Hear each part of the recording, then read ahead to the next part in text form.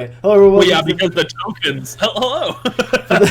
It's the reason you lost vision is because the tokens themselves are still on the new lighting, so I have to turn them back to old lighting. Let me turn you down. But that should just take 2 clicks.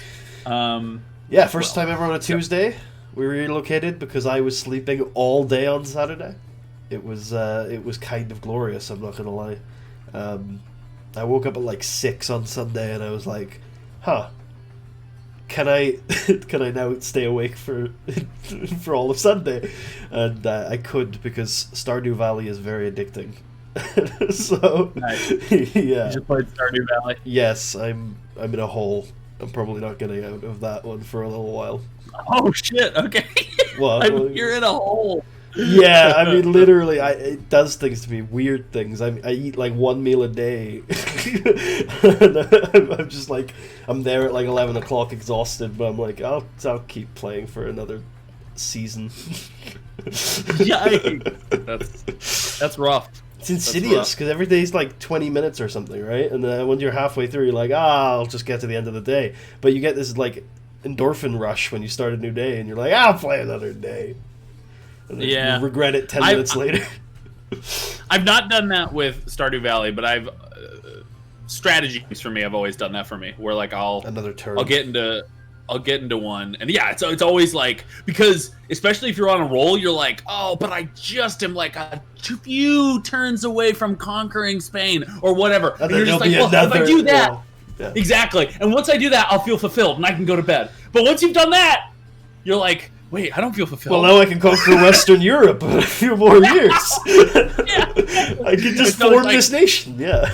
Yeah, it's the exact same thing happens. Grand strategy games especially get me. I think RTS, if I played them more often, I wouldn't probably get sucked in as much, because it's a lot quicker and not as just like I don't know. It doesn't take like 12 hours to finish one game of an RTS, at least most.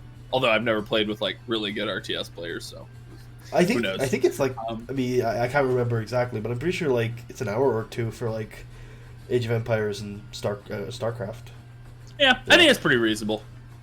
I think that's versus like, you could just keep playing a grand strategy game for 40 hours. Just like 40 hours. I mean, I don't know. It depends on when you decide to stop. Basically, it's pretty rare that you hit the end state, and when you do, you've probably been playing too long. Okay, so I'm giving everyone who has dark vision, and I forget. Could you remind me? Did someone have a torch? You relit a torch, from what I remember. Ragni is on his second torch.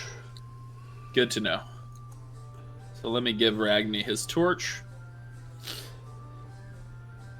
It should. Let me get the Twitch chat up on my phone just in case anything comes up. Oh, that's a bit weird. It's saying my phone usually tells me when I'm live. I'm just gonna make sure we're live. Oh, by the way, I couldn't get the last session up on YouTube before today. There was an error with the upload. I sabotaged it. It's weird. It's stuck at 0%. I set it to export this morning when I woke up, and about 3 o'clock I was like, I'm gonna go and like put the metadata on it, and it was still at 0%. So I'm gonna probably have to redo that one or something. Yeah. Maybe you can play the video, right? Like on your computer, if you play it in the video. No, I'm exporting it from Twitch. Oh. Yeah. Wow. Yeah, I wouldn't know, but I don't think I've ever used that function. Usually it just I might have goes up. I might have a couple times, but yeah, I haven't used it enough to run into any glitches or errors. We are possibly going to have a shorter... Well, yeah, we are going to have a shorter show today. Because we're getting out of here at 5:30, right? Yeah, I think that's the goal. I want to give you... we're not going to try to go over today, over 2 hours. I mean, maybe a few minutes, but the goal is to get you out of here so you have plenty of time. Because I don't want you... I know what it can feel like to have back-to-back sessions, and it can sometimes... you want to, like... I think it's a little bit... Stretch legs. Yeah, that's drink, true. I'd probably get some food, but... It's a little bit more chill when it's playing into. Plus, the one I have tonight, I'm very passive in, so I'll probably just be playing Stardew. That's fair. My big thing is if I'm playing for longer than 3 hours, I absolutely need a break to stretch my legs and stuff. And I used to play with friends who would like go for 8 hours without a break, and I'd be like, "What the fuck is wrong with you guys?" I like my long sessions, I have to say, but more in person than online. I am looking forward because I think my Friday group, we're gonna try and put together some in-person stuff soon. Well, I'm fine with the session being long. I just mean literally like if it's gonna be like longer than 3 hours, I want the DM at some point to say, "Okay, we're gonna take 15 minutes to like walk away from the table, stretch our legs." Oh yeah. Take like, I kind of need that. Whereas I've played with groups who don't seem to want it, and I'm just like the awkward one who's like, "Hey, maybe we let's like call up," because I also don't want to be annoying and constantly leaving the table. I don't want to be the only one who's like. Usually there's some other thing we're doing in my sessions where it's like there's a natural break for the football, or the dinner or something. Yeah. Your sessions. The one thing I do like about your sessions is they do remind me more of like the way a session would be if it was like teenagers playing in the 70s. Yeah. It's like, oh, we're just playing a game and like, but we also have other things we're doing too. We're watching football, or maybe we'll play a board game, or maybe we'll like, I don't know. There was a time in Prague, I was playing in a session, and a lot of times my character would be captured and stuff because he was like really naive or something, and I would just go and play a game of FIFA with somebody who wasn't playing on the couch next to the dinner table. I mean, it helps when you're with like a bunch of people like that for sure. Like, and some of them aren't playing, and I think that's a cool environment. Okay, so yeah, we should probably. You guys, yeah. You guys are in the tunnel. Can you see things? No. Oh, damn it! You should be able to. Fuck. Also, I have a new macro thing. I guess I can show the chat while you're still figuring stuff out. Here, I think you should be able to see the Roll20 now. I guess maybe try. Oh yeah, what macro thing? I'm a little bit. Oh, there we go. Apparently my preview wasn't working properly. So now, I can't do it without my token. Never mind. Foiled. Try refreshing Roll20. I wonder if since I've reset everything that you need to refresh. Okay. I'll try. I'll refresh too, just in case. I was really happy they fixed my hit dice thing I was having problems with, where I have a macro that automatically rolls hit dice for monsters and applies it to the token, and it was broken for a week, and it was really hurting me. But they finally fixed it. That's a cool macro. Yeah. Did you make it? No, it's part of a mod. Oh, okay. So I can't see anything after the refresh, and the music is also now it's not working. But I can see the music's still not working? So the music was working, and then I refreshed, and I could see it was just playing, but I wasn't hearing it, and now I think you've stopped it, right? Or is it just stopped itself? I just stopped it myself. Yeah. Try playing it again? Maybe it's just because I refreshed mid-song. Let's... Oh, yeah, I can... Here, put it back on. There we go. Okay, I can hear it. We're good. Okay, wait. So I think that this should theoretically work. Can you see things now? No. God damn it! Have the tokens got the tick box that says has sight? Yeah. Is Ragni's torch all players can see light? Mm-hmm. Okay, I got nothing. It should work. Let me. Very confused, actually. God, a part of me is just like wants to like.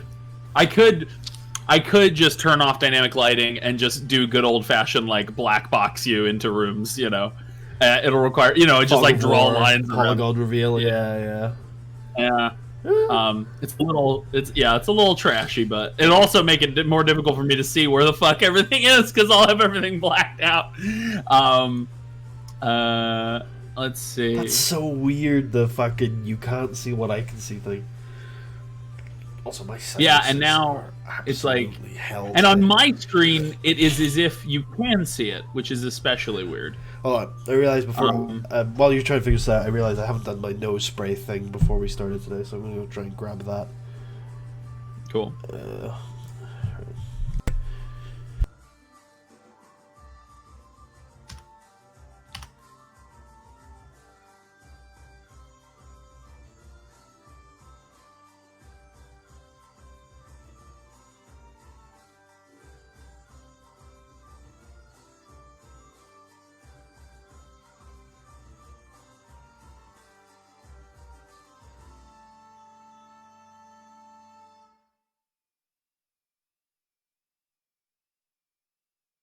Any luck?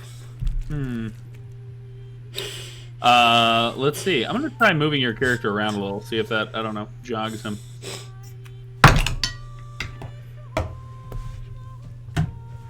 Question: Can you see when I ping the map like that? Oh, probably not, because my ping is black. Yeah, I doubt it. That doesn't help. God damn it. This is annoying. Why don't you just go back to new dynamic lighting, since it was kind of working? Yeah, I mean, it was kind of working. I think that might just be the way to go, because... Yeah, I mean, it's better than this, right? I think... Oh, wait! The only thing I can think of is... No, I turned it on. Okay, I don't know. I don't know what the fuck's going on. So...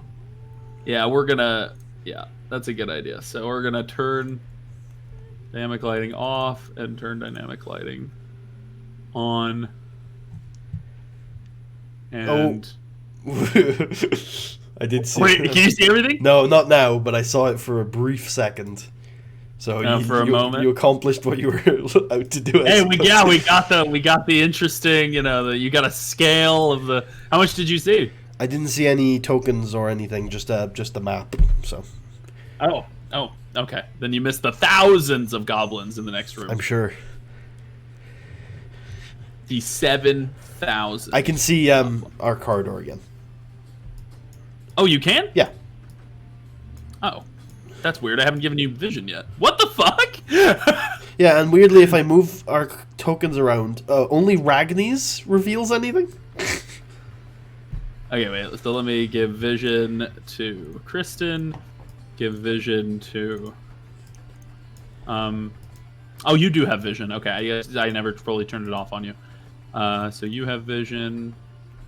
And Alessandro has night vision. Okay, Alessandro works. Kristen still doesn't work.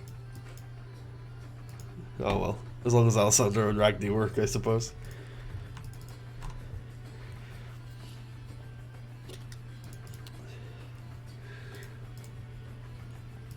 How about now? I just turned the torch on Ragni. Okay.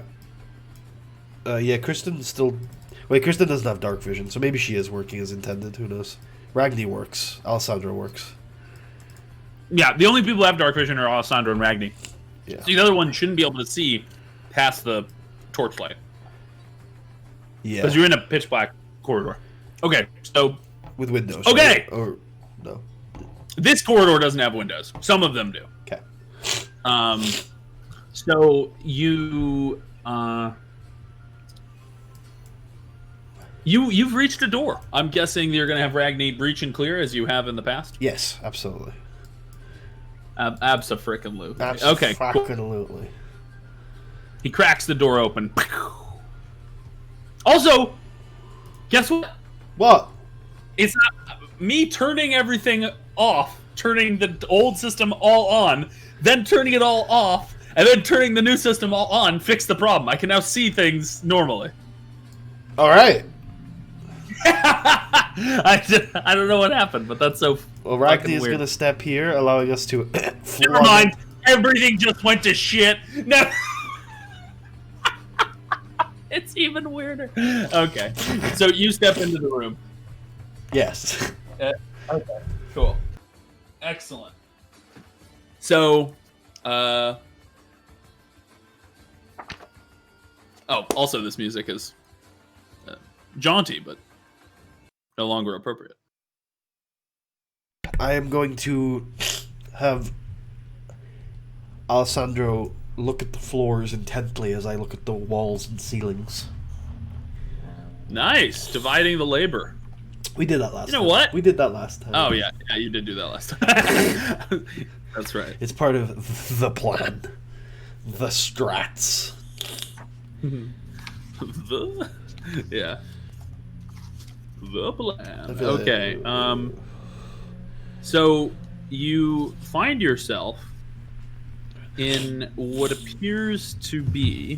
Sounds like so happenstance. You find yourself here. How did that happen? What happened? We're not in Hallstatt anymore. Wait, we are still in Hallstatt. This empty chamber is home only to rat droppings, crumbled flagstone, and stains. And why don't you two make... I'll let you choose between investigation or... Yeah. Wait, no. Not investigation. Perception... Yeah, just make a perception check. Okay. Alright. I would have chose perception over investigation anyway, but if there was another choice, I was intrigued. 17 from Tarius, who's looking at the walls and ceilings, and then for the floors, Alessandro gets a natural 20, 26 total. Nice.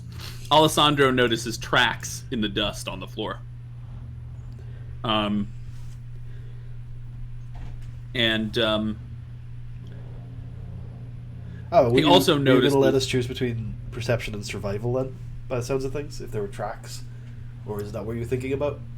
Or... Well, there's an additional thing you can discover with survival. But I'm going to say since he crit on the perception, I'm going to tell him that as well. Cool. He thinks that the rat tracks are very recent, Alessandro. Rat tracks, you said. Perhaps.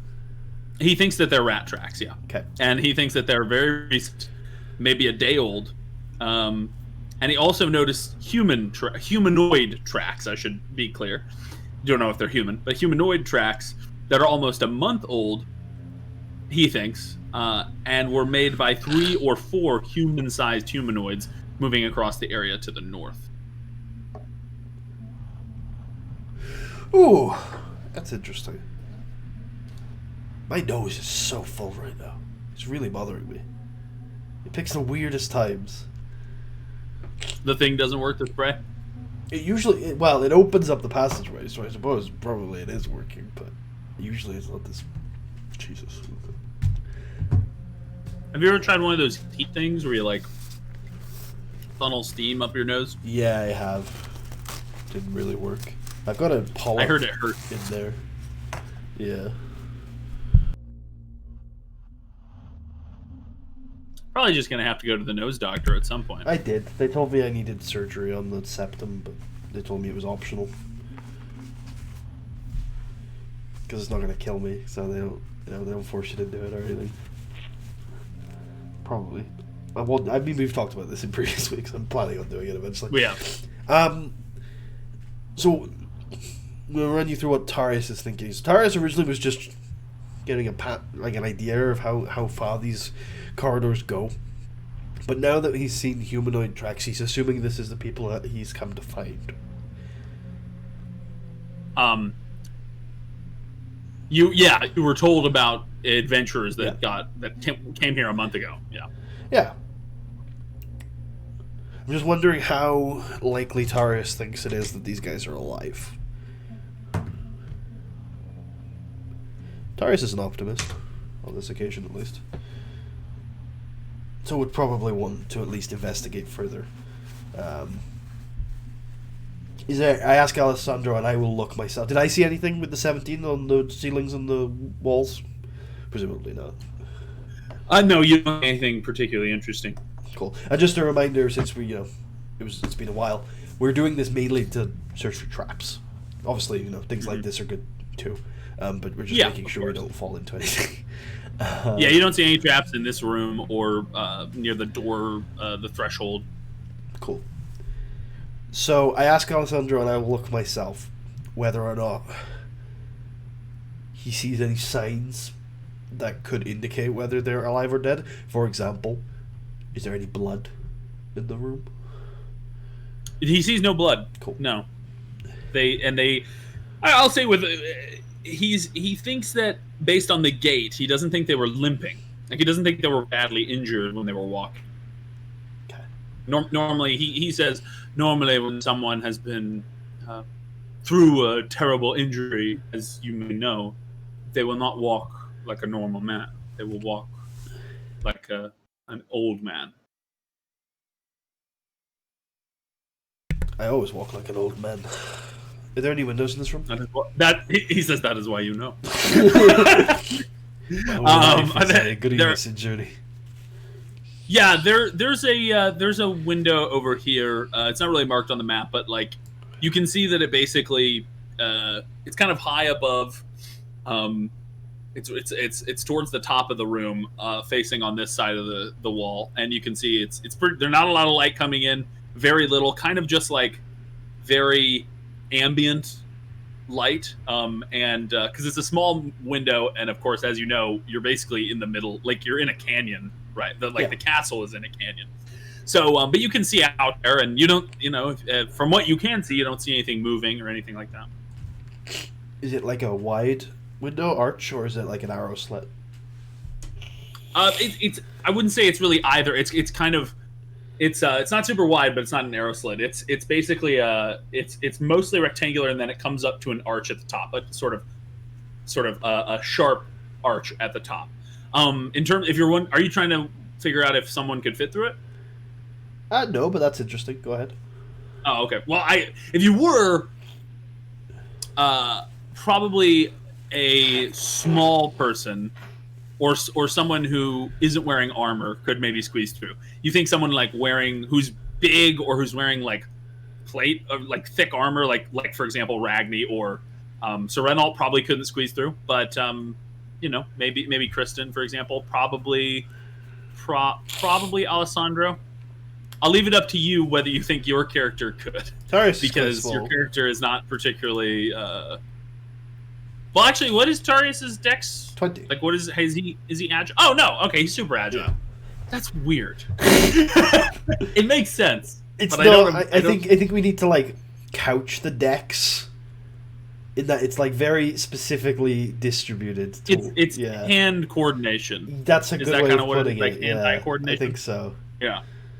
Yeah, so it's like 95% hand-eye coordination, very little agility, but you got such good hand-eye coordination, you can make up for it. Yeah, that's a lot. It's also, I think it's a lot of training as well. Like it's training in dexterous tasks rather than natural dexterity. Yeah. So in other words, you've run a bunch of courses and boot camps and things like that where you've climbed through things and you weren't like born to be an acrobat. He's not proficient in dexterity saving throws, so he's not. Wow, ugh, that's not. You hate to see that. What are his saving throws? Strength and con. Okay, the con one is definitely ironic. Pretty good, yeah. No, he's only but I guess got a -3. That represents the fact that like if he hadn't have trained in con saves, he would have died long ago. Probably. Like he would have choked in his sleep or something. I mean, that might, yeah. Okay, so that really helped him on that hike a couple weeks ago. All right, so what are you doing in here? I think Tarius would continue, even though he was intending on just heading straight south as soon as possible. If he seems to have at least a hunch that they might still be alive, so we're gonna have Ragni move up to the new door, me and Alessandra behind, and then Kristen and Ralton in the rear guard. Okay, Ragni heads up to the door, and he gives it a quick knock. No, he just opens it up, I'm assuming. It opens with no issue. And you see the following. Dust and odd bits of stony debris and rubble lie scattered on the floor. An ornate fountain is built into the eastern wall. Though cracked and stained, the fountain's overarching carving of a diving dragon retains its beauty. A relief-carved stone door stands on the western wall. So we've got the fountain over here, we've got the relief door right here, and then It doesn't describe this, but there is obviously you can see the hallway continuing on.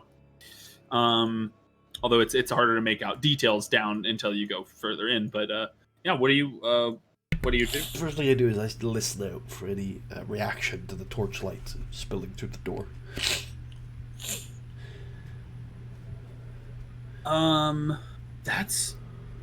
like that. That's interesting. Why don't you roll a perception check? Sure. 21.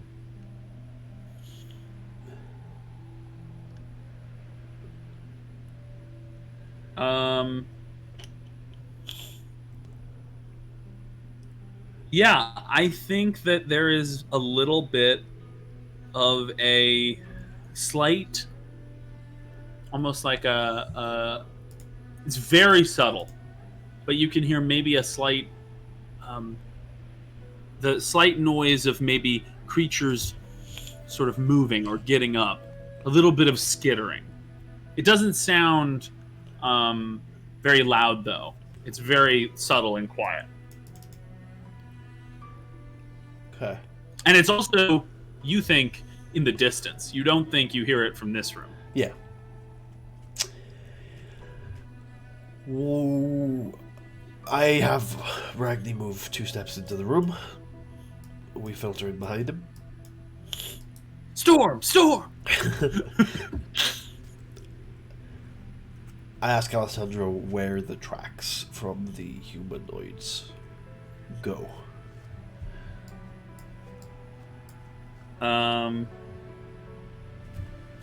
Says it's a good question. Who's to say? He says they seem to go. That's not his voice. They seem to go further down the hallway.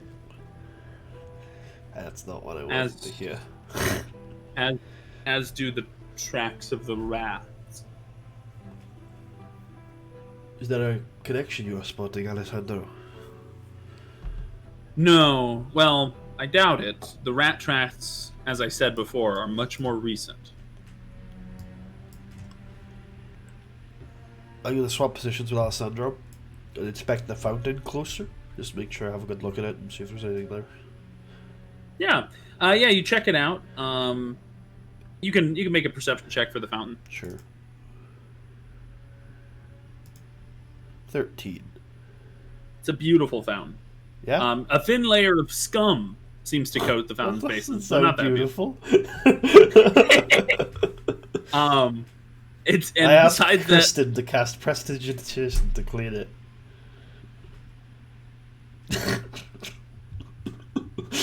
Okay. She hides from the bullying.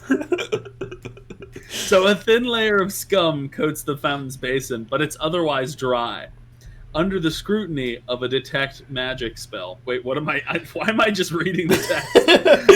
I asked Kristen to cast detect magic on the fountain. She just shakes her head. She's like, I'm sorry. But you do notice a mostly worn away inscription. When you can see, there's a little bit left, and you can see that it's draconic. Does anyone here read? Kristen does. Oh, okay, yeah. So Kristen comes up, assuming you tell her. Yeah, sure. Okay. Yeah, she comes up and she says, it says, let there be fire, if I'm not mistaken. I take the torch off of Ragni and I put it near the fountain or the dragon or something.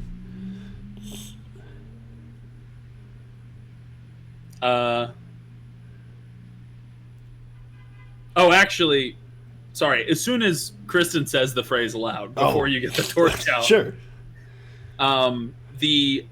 You see a reddish liquid begin to pour from the diving dragon's mouth. It accumulates in the basin.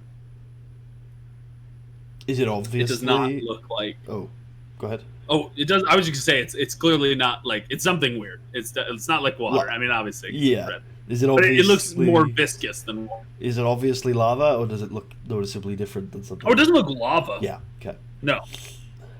It's not hot at all. It's not bright. It doesn't seem to have any light coming from it. Gotcha. I will dip. I will say, if you look at it closely, it does seem to have flakes of orange mixed in with the red liquid. I'll dip my pinky almost finger floating around. Okay, you do so. Nothing seems to happen to your pinky finger. It's like I said, it's kind of a viscous liquid, so it does eventually drip off your pinky finger, but a little more slowly than water would. Oh, you taste it? Yeah. Nice. Let me. I'm trying to think. So why don't you roll me an Arcana check? Okay. 19. I don't know how Tarius is gonna figure this out, but there you go. Tarius thinks, because I can't just Tarius doesn't know what it is, but Tarius thinks that it tastes like pepper. It tastes like he put a bunch of peppers in his mouth. It's not painful. It's not like he doesn't think he's sick or anything, but it's almost like he put a bunch of habanero peppers in his mouth, and he just feels this like welling heat inside him, just a little bit, and then it fades away.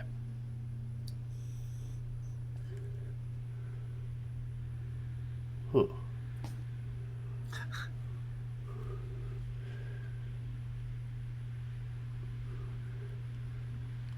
And in this case, the Arcana check you made was less tapping into your own knowledge and more your ability to discern very minute changes from the potion. You know, it's an int-based check. I can get behind that. Yeah. Kind of like in the same way like a food critic would be like, yeah. Oh, I taste a little bit of nutmeg. I mean, at the end of the day, because I don't have proficiency in Arcana, I just rolled a flat int check anyway, so the skill isn't. I'm not gonna pick at the skill.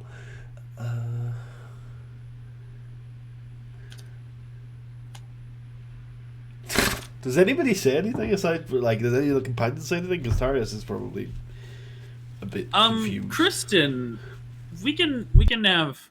Do you describe what it tasted like to the other companions? I don't think so. Probably not, actually. Unless they ask, because they saw me taste it, I guess. I guess Kristen would say, "Are you all right? Are you okay? It's very dangerous to just taste random liquids." It's true, but they not burn my finger. So I assumed it was safe. It is a fountain, no? It was not acid, so. Well, it was not obviously acid. It was not strong enough acid to break my weak skin, so. It was hot, yeah. But not in an unpleasant way. She says, I would say it is either some sort of strange chutney curry, or more likely, it's just curry, or more likely, it may be a potion of some sort, perhaps something that has to do with fire. I'm not sure what. Well, do you know how to figure these things out? I could give it a look. Sure. And she gets out. I think that she would get.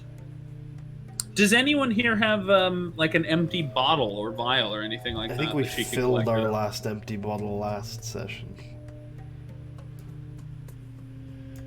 I could possibly tip out my bath salt, but I don't know if Tarius would consent to such a thing.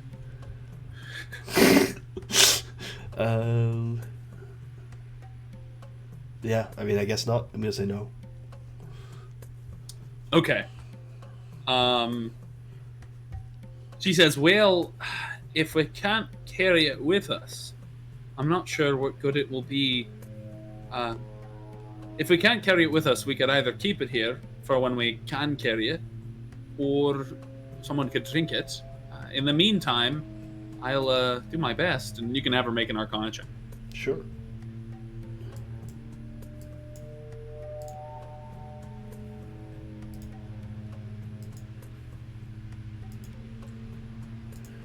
25. Woo! She says, actually, I think I've encountered this before. We would, back at the university, they would use very small vials of this and they'd sell it as pranks. The university, just to clarify, where you studied magic. Yes. And graduated. With honors. Okay, just wanted to make sure. Carry on. She's like the Sakura of the magic world. You know? you're a ninja. You learned ninja things. And she's like, yeah, I was top of my class. What? How's that possible? You can't do anything. Anyway. How dare you? So. She got really strong eventually. No, at least early season, early show. Although the problem is when they finally give her powers, then they just immediately just break the power scale of every other character in the fucking show, and so she's left out. At least she got more than Krillin. Yeah, and I also think giving her healing was good because it's like, well, I guess if she can't keep scaling with everyone else, at least she can help people not die. Okay, so you see her and she says, anyway, they gave them out as sort of prank little toys, but in a large quantity. This is a potion of fire breath. I don't think it'll last very long, only a few minutes. So if we can't carry it with us, drinking it would only be a very short-term thing. These are the days where I rue that the DMG is not on Roll20. Grumble, grumble. I don't know why they haven't done that. It's really annoying that they've got so much shit, but the DMG and the Sword Coast... you can't buy the DMG? No. You can't buy the magic item? You can't buy the DMG with magic items, and there's obviously a few other things that would be nice on the compendium. The DMG and Sword Coast Adventure Guide as well, which if you're running in Forgotten Realms like I do, it's really useful. So basically the Potion of Fire Breath is DC 13 dex save. You have a cone of 30 feet of fire. That's a good cone. It's really good, yeah. 46 damage on a failed save, half as much on a successful one. That's an action or a bonus action for the potion? Oh, actually, and I'm wrong. It's 15. So she thinks it lasts a little longer than a few minutes. She thinks it lasts a little longer than a few minutes. It apparently, you can. It is as an action, but oh no, it's as a bonus action. Yeah, I thought. Whoa! I remember something about that. Way more powerful than I remember. It'll be an action to drink the potion, but it's a bonus action. It's an action to drink a potion, yeah. So it's a bonus action to exhale the fire, and you can, but you can only exhale the fire 3 times, or if an hour has passed, it goes away. So you can either use it 3 times or an hour. That is insane. That's yeah, it's really good. Really good. It's way stronger than the only thing about it that isn't great, but considering this is a first level dungeon, it probably won't matter, is the DC 13 dex save is obviously a little low, but no, because if you think of so for Dragonborns, their breath weapon save is based on their con. So it's often at this level like I've got a Dragonborn really that's level 5 that's got oh no, he's dead now. He died last week. But I used to have a Dragonborn who had a DC 11 breath weapon. I've never actually run a Dragonborn character, but anyone who has always complained to me about. They told me that they didn't like the breath weapon. They didn't think it was at least there's a level 2 sorcerer spell in Xanathar's called Dragon's Breath that gives you and it's a nice better, I think. Yeah, it's better. Yeah. Also, one thing I did with that character is you can twin spell Dragon Breath, which is quite nice. No, does that work? So the spell targets yourself to give you the breath. So you can target yourself and a party member, so you both have the breath. Oh, gotcha. Because you can give it to technically anyone. It's a touch spell, right? It's a touch spell. Like you can. Okay. So that's cool. That is cool. So you can give it to another party member, and you can flank the enemy, hit them on 2 sides. Nobody ever used it though. Also, it's a 15-foot cone, and you probably know this because you've read a bit of 5e. Cones are really thin. Because it's 15 feet, and then at that point, it's 15 feet. But when you get down to 10 feet, it's 10 feet long. And when you get another 5 feet, it's 5. So a 15-foot cone is surprisingly thin. But a 30-foot cone is huge. Yeah. Yeah. 4d6, you said, right? Mm-hmm. And then DC 13 dex. And it's safe for half, not safe for none? Presumably safe for half.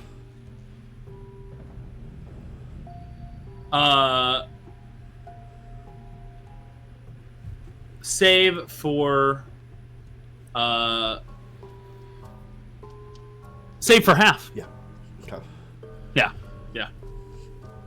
So, yeah. It's a really good spell. Killer. I asked Krista to say Well, don't kill her.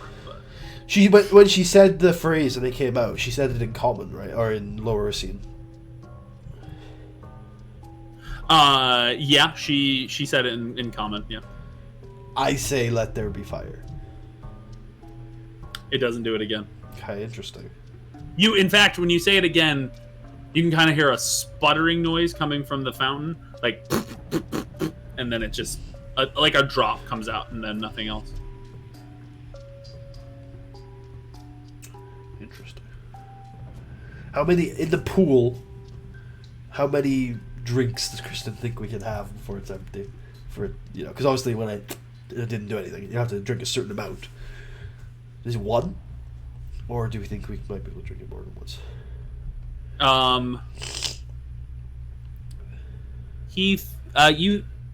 Kristen thinks that it is probably one potion's worth. One potion's worth. An hour. Yeah. Or a dragon. So if you expect to run into monsters in the next hour, it's definitely you could just drink it now. Yep. It's really strong against that dragon. Might be the new way of surviving. If you can make it to the dragon in an hour, which,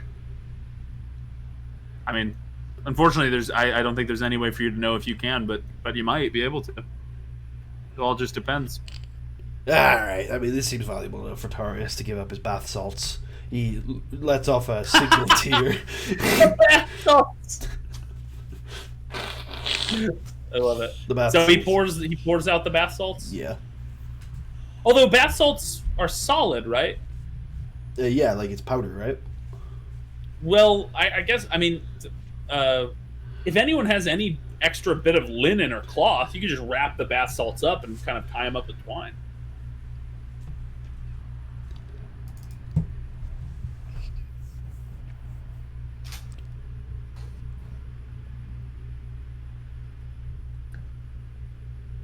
I ask if anybody has any extra linen. Sure. Linen's super common. Let me just roll to see if any of the boys have it. We'll say below 75 they have it. No, I'm sorry. None of them do. This happens every time. You need to change it. I would like to lodge a preference that whenever something is rolled in my favor, it should be the upper 75, not the lower 75. That's fair. That's fair. We've done this multiple times, and we've always rolled really high. The reason I do the lower is it's just quicker for me to... Totally. Yeah, it's just easier, but... Completely understand. But I'm lodging... But we'll do it the hard way, because... I'm lodging the formal request. You don't have to say yes. No, I mean, you put it in the request box. Cool. I'm glad. We get like one a year, so we're pretty excited when someone puts one in. The process works. Democracy. All right. The bath salts. Everyone complains, but they don't use the request box. So it's like, if you don't go through official channels, how am I supposed to help you? This is how Christian got his Intercontinental Championship shot on a recent episode of 04. What? through just putting something official in complaint. a request. Yeah. An official complaint. And now Yoshihiro Tajiri has decided to fight fire with fire and also launch an official complaint against corrupt Little League referee George Hackenschmidt. So just to remind you, there was also the relief door, and then of course there's the hallway in the room. Is this jar okay to keep the potion in? Yeah. Okay.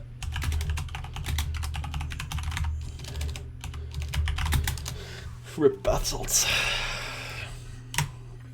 All right. He says it leads further ahead. Okay.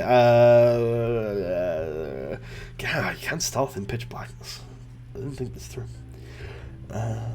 This whole endeavor. Ask Kristen to cast dark vision on me. She is. she gets me to your sword. Oh no! I underestimated you. Nani? Okay. How does Tarius deal with this?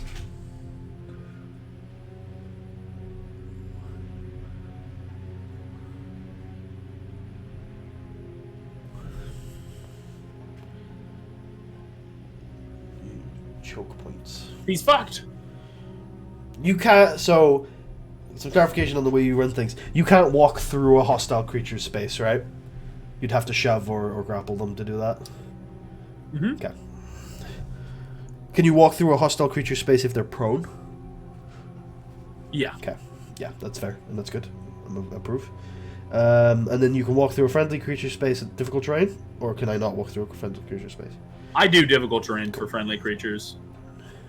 And then usually I'll say if a creature's tiny, whether it's hostile or not, I'll usually let you walk through it. Gotcha. And then I assume you can't make an attack from a space where another friendly creature is. Like you have to have moved to an empty space before you make an attack, right? Or yes, yeah. You can't. So you can't. Yeah, you have to. You have to complete your movement in a space that no one else is occupying, and so if you're, and that so you can't lodge and you can't use another action mid movement if you're in the middle of a person's space. Yeah, exactly. Wait, I'm confused. So it's just specifically you can't use an action while you're in another person's space because you can attack mid movement. Yeah, I'm saying that you can't attack in another person's space. Okay, cool. But you okay. So you still So you can still split up your movement and your actions like normal. Okay, cool. Of course. Just sure. That just No, this isn't Pathfinder 2e. I'm going easy on it. No, I'm just kidding. How dare you? Right. So then this 10-foot wide corridor plays to our favor. Yeah. If you can bunch things up.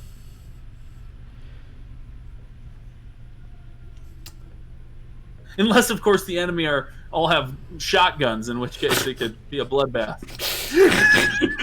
Just imagining a little goblin with a shotgun, when every time he shoots it, he rolls backwards because of the recoil. Yeah.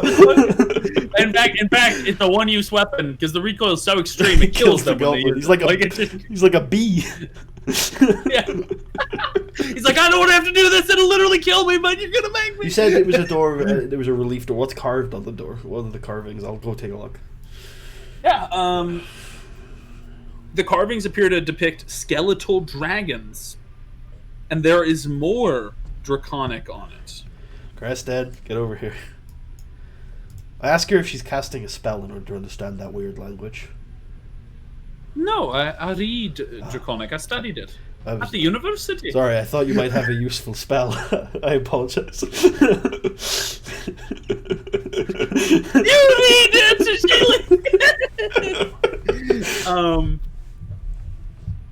She gets close to the door and she says, "Do you feel that?" What do I? Do I feel that? Yeah. If you get close to the door, you can feel that the air is noticeably cooler. Oh. Near the door. Okay. And she touches the door and it's cold. She says, "It's cold." What does the draconic say, Kristen? It says, "Rebuke the dead, open the way."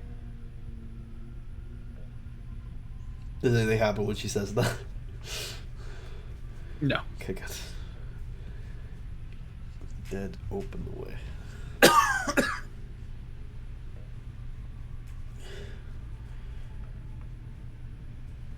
Okay. I'm going to tell Alessandro to stand in front of this door. Then, Ragni and Sir Renault, who is moving from the back to the front, are going to move. Can you see where the tokens are? Or am I going to have to describe to you where they are? I assume I'm going to have to describe to you where they are. Yeah, you might have to. Okay. They've started in the corridor. They're in the very first tiles of the corridor. And then, so here? I can't see if you're pinging. You can't? Damn it. Oh, because I'm pinging on dynamic lighting. Okay, so yes, you're completely correct. That's where Ragni and that's where Renault is. Me and Kristen are two squares backwards. Can you see where I'm pinging? Yeah, I can see where you're pinging, and I can click your icons, and so I can kind of, like a blind man, just sort of feel around the room. Right. But I can't really. Yeah. Ragni and Reynolds will move forward 1 square. Cool. I will have Reynolds poke the floor in front of him with his lance. Because this looks weird. Yeah, so you poke this sort of floor with his lance? Yeah. Yeah, nothing seems to happen when he does that. He sees basically a little weird chamber. There seems to be some crumbling, you think there might have been a window here. You can see it collapsed, and there's a lot of rubble on this side now. And you can see that there's a doorway here, and that the corridor continues on. Okay, I swap Kristen out for Alessandro, the door guard. And then I ask Alessandro if the tracks go left or ahead.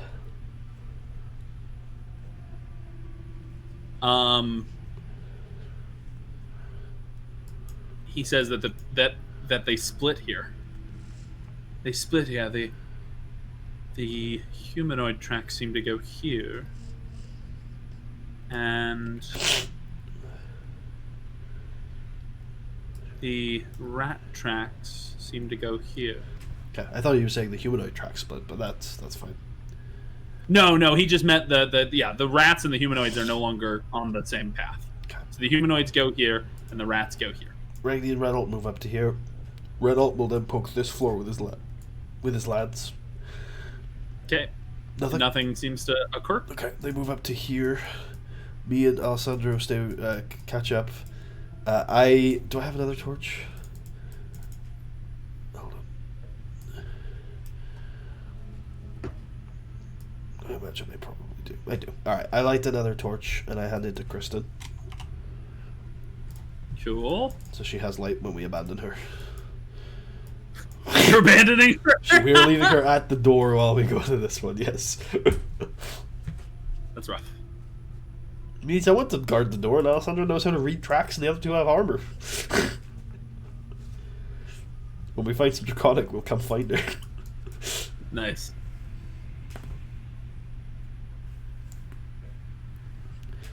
Okay. Is Kristen set up with the torch? Kristen is. Does it look light in here to you? No. Kristen's token's still a bit weird, but oh well. We know what's going on with her? I don't have vision through Kristen's token. But that's weird. Let me... Because, like, this is light, because me and Alessandro can see it. But here, there's some dark shadows, which feels wrong. Yeah, and you can't see a torch right now coming from her? You should maybe she has light, but her vision is definitely... Oh, that's super weird. Whenever you move her, it turns off the torch. What the fuck? What the fuck? Whatever. It's fine. We know Kristen has a torch, so you can't sneak up on her. She has a torch. She's not going to die. Yeah. Well, I mean, she might die, but... Before they start attacking this door, I would like to observe it, just to see if there's anything strange about it. Sure. Yeah. You give it a look. Give it a look, see if you will. Yeah. Seems to be... nothing. Is that rain in real life or in the game? I think it's in real life. It's in real life, yeah. I was in. The storm has arrived here. The storm has come. So, yeah, you look at the door, and it doesn't seem to be, have any reliefs carved onto it. It doesn't look magical. Looks just like a normal door. Alright, I tell him to open it slowly. Oh. Okay. Didn't mean to turn my camera off that second time. Oh. There you go. Oh. Okay, he creaks the door open. Oh, here it is.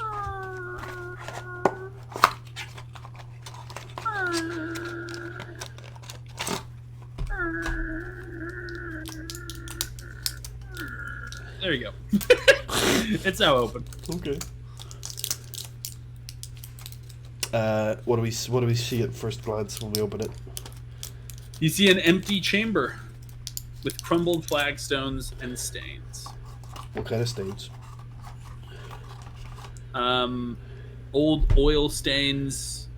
You think maybe spilled food and a little bit of blood.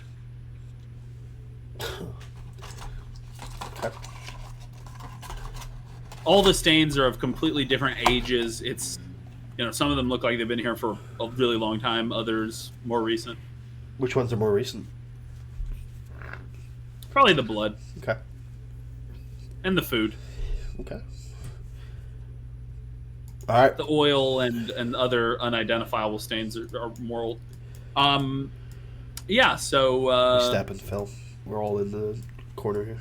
Yeah, okay, good. Yeah, it starts filling with sand. No, I'm just kidding. So, you're inside. You see this door, and that's it, besides the door you came from. I ask Alessandro if the tracks lead through the door, and whether or not this blood looks like it's related to the tracks. He says that the tracks do... Yes, they do seem to lead through the door. It's hard to say, but the blood... No, I wouldn't say it's not near the tracks. Although he looks more and he says there might have been a scuffle in this room once recently, in the last month or so. All right. Renault and Ragni move up to the door. Prepare the breach and clear. You're breaching and clearing? Breaching and clearing. Slowly. Clearing and breaching? Slowly. Making sure there's no buckets of oil on top of the fucking door. Storm! Storm!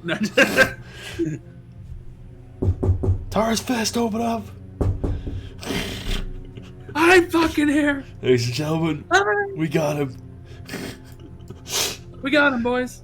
I pull the dragon towards the kobolds, and I'm like, kobolds, we got him.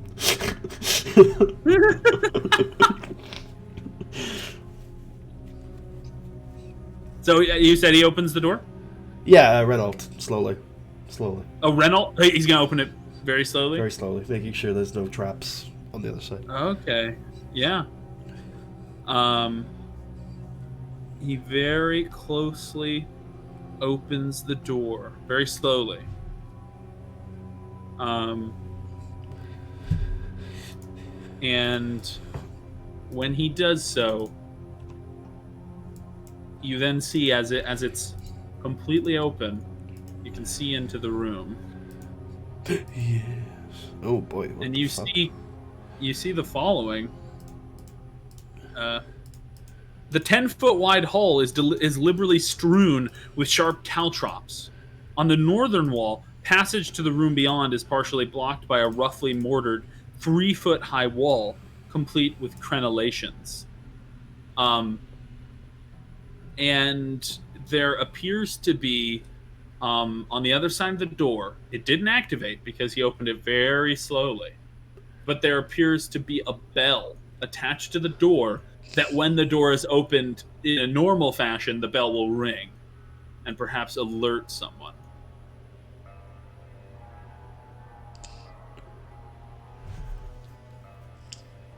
Is there any way for me to replace Renault and try to grab the bell? Yeah, you could have Renault move back, and so you're going to try to grab the bell and pull it off. What Yeah. Try and disable the trap, essentially. Try to make it so it won't make a noise if we open the door. Sure. Yeah, it's And I might have someone else do it if it isn't a dexterous task, like I'm presuming it's going to end up being. It's actually, it's a really simple trap. It's literally just a bell attached to some rope. Oh, okay. So you can pull it off pretty easily. You sort of grab it, you reach inside the bell, because obviously with a bell, as long as you hold the sound maker still, it can't do anything. And then you just sort of yank it off, and it's fine. All right, cool. And then we'll open the door slowly. I'll open the door slowly. Nice. And the door's completely open now. Oh, describe for me this hallway again. It's 10 foot wide. It's been liberally strewn with sharp caltrops. And on the northern wall, the passage is partially blocked by a roughly mortared 3-foot-high wall, complete with crenellations. In other words, it doesn't look like this is a part of the structure entirely. And how high is the actual ceiling? 10 feet? Probably 10 feet. Does it look like with the torch, it's going to be relatively straightforward outside of a combat situation to avoid the caltrops? Or are we going to have to come up with a way of getting rid of them?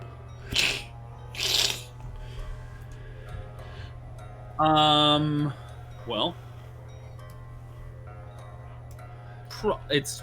Let me just check. Because they look pretty. I mean, in the picture they look pretty far apart, but I'm sure that's not. Yeah, it's actually 200. So it's more than the picture, but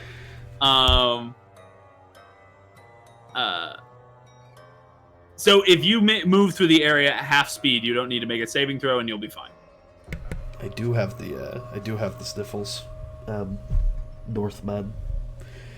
As we talked about at the start of the show, my nose picked the wrong time to just go absolutely crazy with me. So if I move at half speed, I won't have to make a saving throw. Do I get the sense of what kind of saving throw I might have to make? Is it a dexterity-based saving throw? It's dex, yeah. Okay. All right. I motion to Alessandro. I have Ragni and Renault get back. And me and Alessandro are going to slowly, at half speed, walk up to the crenellated wall. Cool. Are you guys sneaking, or what's the situation? If you would let us make stealth checks, I'll make it, but I'm not expecting it to go well with the torchlight behind us.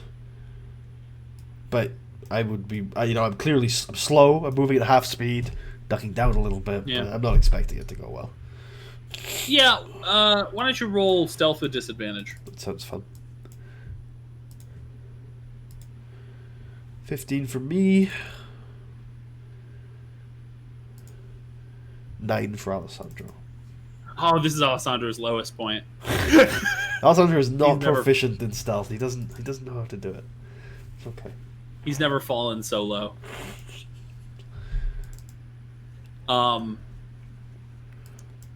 You step up to the crenellations, you look through, and you see filth on the floor, stains on the walls, shabby hides, and a fire pit that attest to the years of use this room has seen at the hands of creatures unconcerned with hygiene. And you can see that there appear to be 2 goblins in this room. They appear to be just kind of lazily mulling about in the room. They didn't notice the bell, but now that you walk through and pop your heads in, well, actually, let me check something.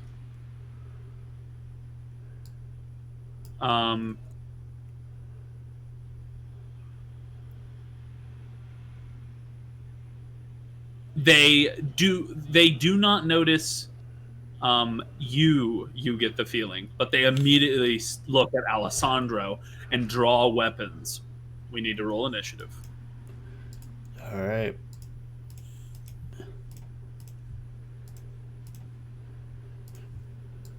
What? I swear I put dex tiebreakers on everybody.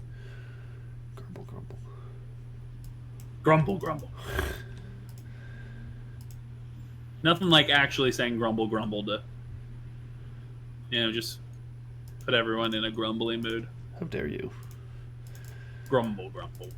Also, I don't hear any music right now, unless we're waiting for some combat music. Who needs music?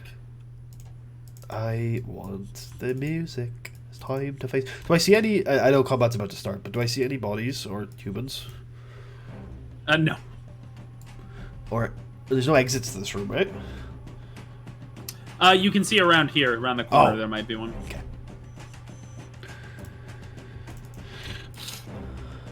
Can you hear that? Yes. By the way? Yeah, absolutely. Okay, cool.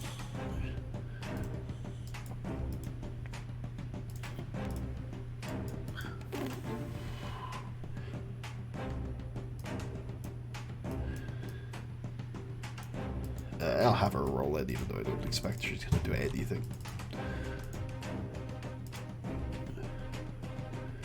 Might be useful if you do have someone ambushing her, to know where she is on the initiative. Pretty high, apparently. Oh shit, I rolled really well. That's nice. I mean, actually, have you been closing doors behind you, or have you been leaving them all open? Leaving them open. Okay, well, there's a chance she could hear about the hear about the battle. I'm sure. So, remind me what crenellations actually are. Oh, crenellations are in a castle wall, where the castle goes up, down, up, down. So they're essentially cover used for castle walls. Cool. Right, so you can sit behind a crenellation and then jump out, shoot a crossbow or something, jump back.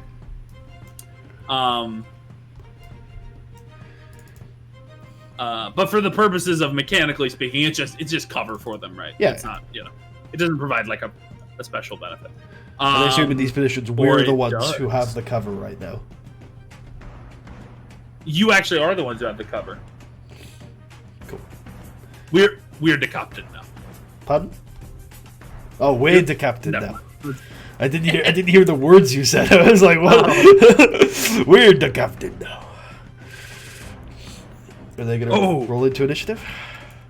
They roughed. Ooh. You need to get rollable sheets, man. So much easier. Old fashioned. Okay. So, Goblins. Tarius. So you said I don't think they've seen me, but I assume, in making that assumption, I can see them. You can see them. They can see Alessandro. Alessandro can see them. They can't see you. Excellent. So that means you get to have a surprise round. A surprise round? Really? Well, if they can't see you, I believe that's, Okay, cool. But only you. Yeah, You're the only one getting. In that case, what's it going to take to climb over this 3-foot wall? Half my movement? Yeah, that seems fair enough. Alright, I climb over the wall. I get engaged with this goblin. I assume you can't see my token still, right? I can feel it. Yeah, it's right here. I'm going to take out my two short swords. I'm going to take my first attack at this goblin. I'm seen now, so this won't be an advantage. Stabbity stab. Stabbity stab. Let's try out these new macros. 23. He has +4 chainmail. So no, I'm just kidding. You're hit. Okay, 10. He has plus 11 chainmail. And as I jump over the wall, I'm slashing at his throat. Yeah, you kill him. Okay. You slash his throat, he dies. I move 5 foot forwards and stab in with my offhand, again slashing at the throat to try and keep them quiet. Because if you cut right on the throat, they'll just go, they won't actually be able to make any noise. Offhand, 18, I think will hit. It hits. For 6 damage. Okay, you partially slash his throat, but his throat is still intact. Ooh. Okay. Well, I'll end my surprise round and start I'll start on my turn, I think, on the next round, right? Yeah. Oh, yeah, let me just... I will attack with my main hand again. Nice. For another 6. You slash his throat. Okay.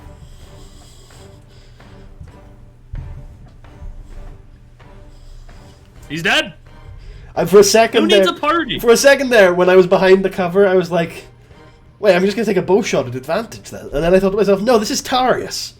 He wouldn't take the bow shot. He would need a very dire situation to take the bow shot. He's getting over that wall. So he did it. Yep. Yeah. All that right, was good. Cool. Yeah.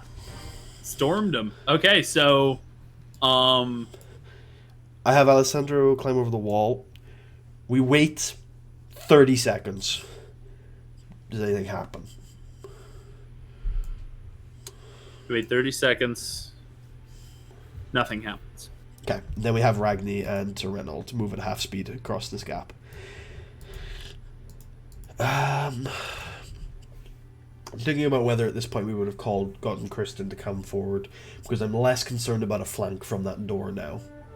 So yes, I'll have Renault go and get Kristen before he comes over, if that's okay. Cool. Thanks for the kind wishes on the no stuff, Northman. So yeah, we'll have Kristen come up. She's still got the torch. Mm-hmm. I will check around this room and on the goblins to make sure they don't have like a pouch with some money in it or something like that. The goblins have thousands of gold coins. Finally, my deserve is richly rewarded. Your eternal reward.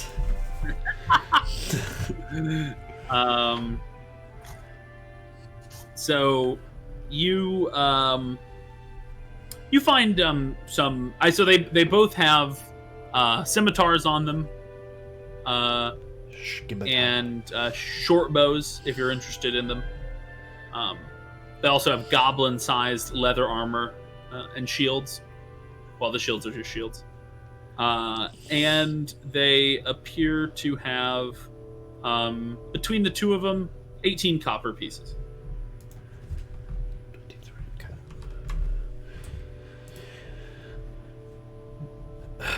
Okay. In addition, in the room, you see that the room has putrid jerky, vinegary wine, and poorly preserved water skins, and other bits of clutter. If anyone would like the delicious jerky or the vinegar wine. I'll drink some of the wine. Nice. Yeah. It's real gross. Okay, alright, I'll put it down. I mean, you get the sense that it would get you drunk, but at what cost? Yeah. I'd like to inspect these scimitars again. I inspected the last scimitars I found, but Tarius is always interested in new blades, so what do these ones look like? One of them appears to be very similar to the last one you found. It's of old make, bronze.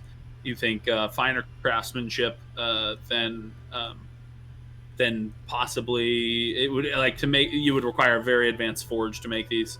Oh yeah. Okay. Yeah, it's very well crafted, and bronze is in some ways difficult to work with. Whereas you. The other weapon appears to be made out of iron, and it's much more crude. It was hammered out in a hot fire, you think. These sharpened with rock. These are still quite large blades, right? Quite unwieldy, or are they, or not? I think scimitars are. I wouldn't say they're unwieldy. No. Okay. Scimitar. It's a no. They're light weapons. Yeah, but like, it's curved, and you give me the impression last time they were quite big. Well, I think from what I remember, I think you were asking if they were built for goblins. Yeah. And I was just saying that they appear like they were built for humans, but they're not necessarily huge. No, huge. Which is why the goblins are using them. They are curved, but I wouldn't use the word unwieldy. Perhaps something that Tarius hasn't used though before, and maybe he's a little unused. Maybe he's not used to them. So are they bigger than my blades? What are your blades? Short swords, but they're just typical. They're slightly longer, but they're not as thick as your blades. Your short swords are much thicker. Yeah, much thicker. Really? Oh yeah. These scimitars? This is. What? I'm dying. We're just having a conversation like they're longer but not thicker. Wait, so you're telling me these scimitars are thinner than my short swords? Yeah. Oh, Tarius is very interested then. He spends a few moments, swinging them and getting a feel for them. Yeah. Are they light? They're light. They're finesse. Is it easy to slash at a throat with them? You think so? Okay. But you said they're longer. Longer, yeah. Mm-hmm. Tarius knows what he wants to do about that. I figured it out. I'll clue you in now. On the way back through Clan Grim, he tends to cash in that favor he earned with the towers, because we never indeed got a favor in return, because we were going to have them look after Kristen for us, but we never did that, right? Remember when we were doing the check-in? So Tarius is going to ask for Clan Grim to forge him some very thin rapier. Like, I want the stat block of a rapier, but if you've ever seen Game of Thrones? Yeah. You know Needle, Arya's sword?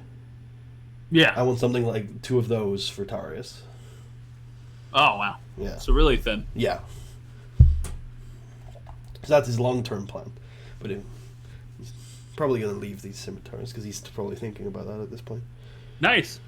Yeah, I mean, you think if you had the dwarven smiths craft them, maybe they could make something especially good. Yeah, that's a good question. I was going to ask you this. When I was in Clan Grim, did I see them wearing armor or carrying weapons made of anything that was not steel? Like, yeah, out of curiosity. You think that maybe the head of the clan, the old grandfather, you think that you saw him, one, wearing mithril rings, and, or at least that, if Tarius knows what mithril is, otherwise he saw greenish rings that looked very, very valuable, and this sort of, he was wearing a sort of half plate almost that was like very shimmering blue almost, like adamantine. But their weapons all seem to be made out of steel. Okay. Especially considering their main iron ore, their main ore that they mine is steel. So anything else they have to get from other dwarves or humans if they sink that low. Yeah. Perish the thought. All right, cool. Well, we got the crew here. I've put down all the items. I guess I will move. I'll ask if everybody's okay. It's a bit of a scuffle. Is Alessandro yeah, everyone nods. Alessandro's like, you acted so quickly. That was inspiring. I give him a nod and I say, I'm sure if I had missed a step, you would have finished them off. Of course, I always do. He readies his bow. Fires an arrow into their corpses. I will move to the door and I will slowly open it. Nice.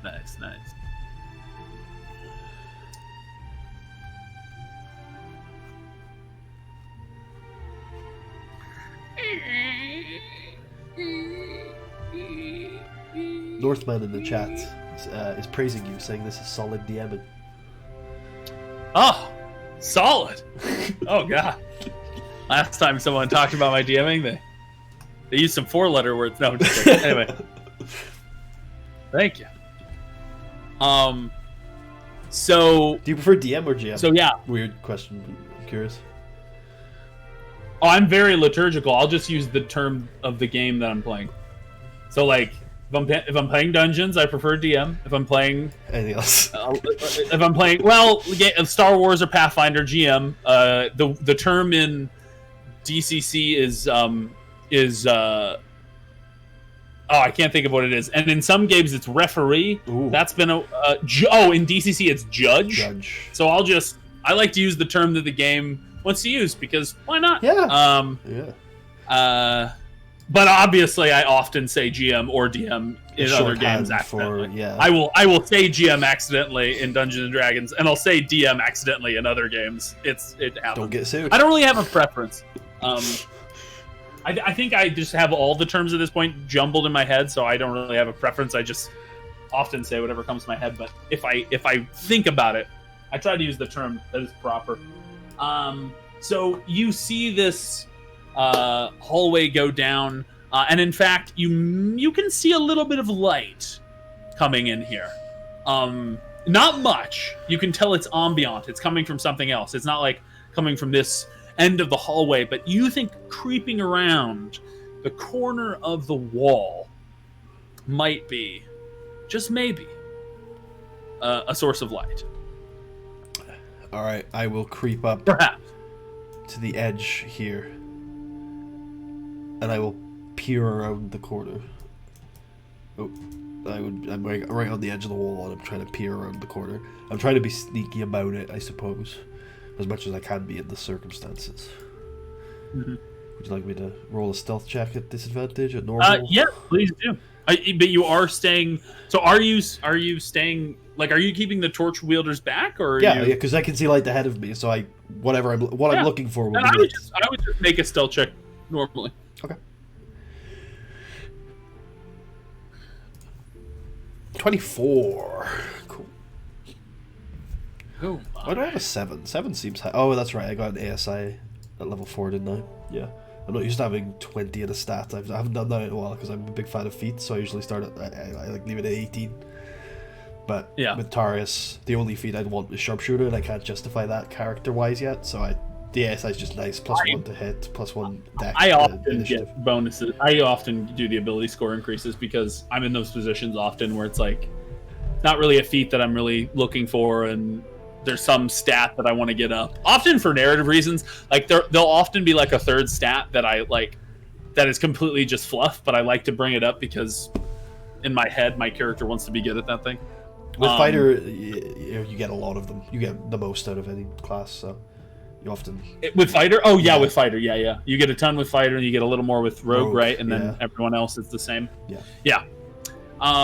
So you can move here if you'd like.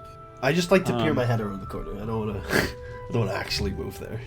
Oh yeah. So if you just peer around this corner, then you see what appear to be training dummies with arrows sticking out of them.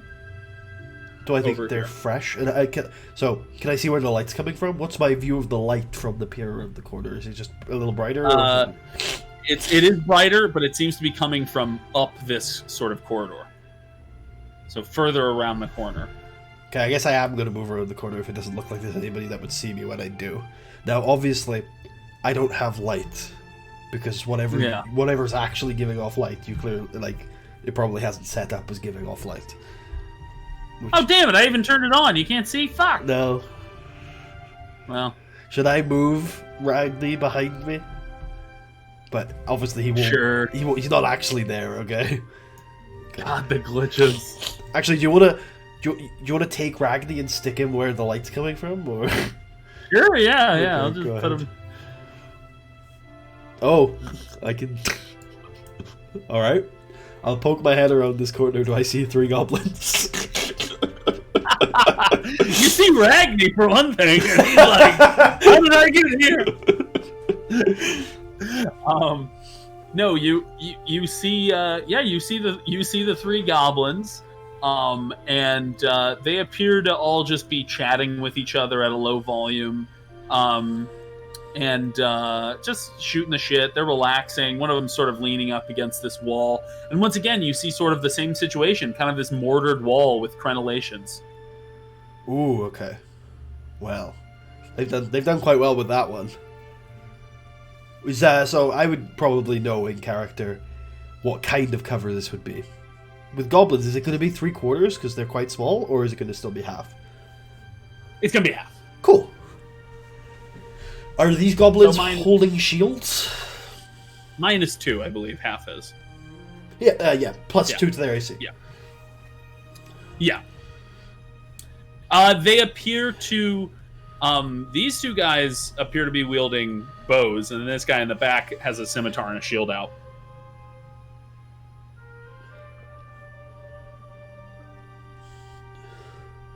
This is 15 feet is too much of a gap. Tarius isn't stupid. He is going to use his bow in this instance, but he's going to usher Alessandro to back him up, and he's going to move to here.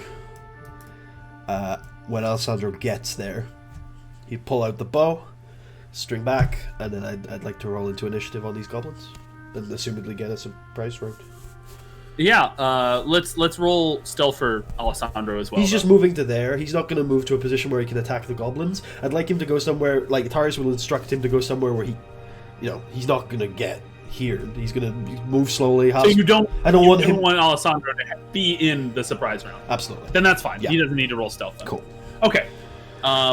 In that case, feel free to roll initiative. Cool. I'll roll everybody in, because who knows what's going to happen. I'm not expecting them to all be involved, except for Ragni, who's right. I mean, he suppressed the cover pretty well there. So, oh geez, they rolled really well. Did I roll well? I did not. Damn. Well, I rolled okay. Alessandro. Damn gods. Darn it. Well, at least I have the surprise round. Yeah, you have the surprise round, and when it's not the surprise round, Alessandro will go first. So, cool. It's gonna work out pretty well, actually. So we head into the surprise round, and let's turn off this very calm music.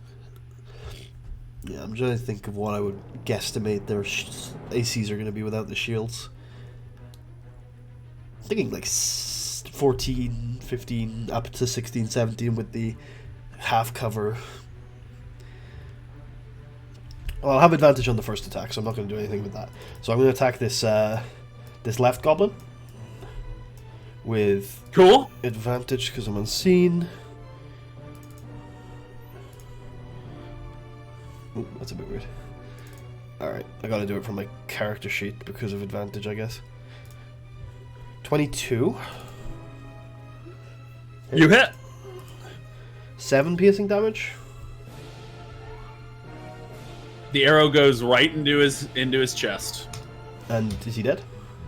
He falls down dead. Cool. I will move to here. And then I will action search. Take a attack at the right goblin, but I'm going to use my amulet to forego rolling and have it be a 17 to hit. Okay, that hits. 12 piercing. Okay. Yeah, you kill him. He's annihilated. Action surge is used. Clockwork amulet is used. I will move to here. Does this? Yeah, it doesn't matter. I've killed 2 ranged characters. All right, that's the end of my my round. Yeah.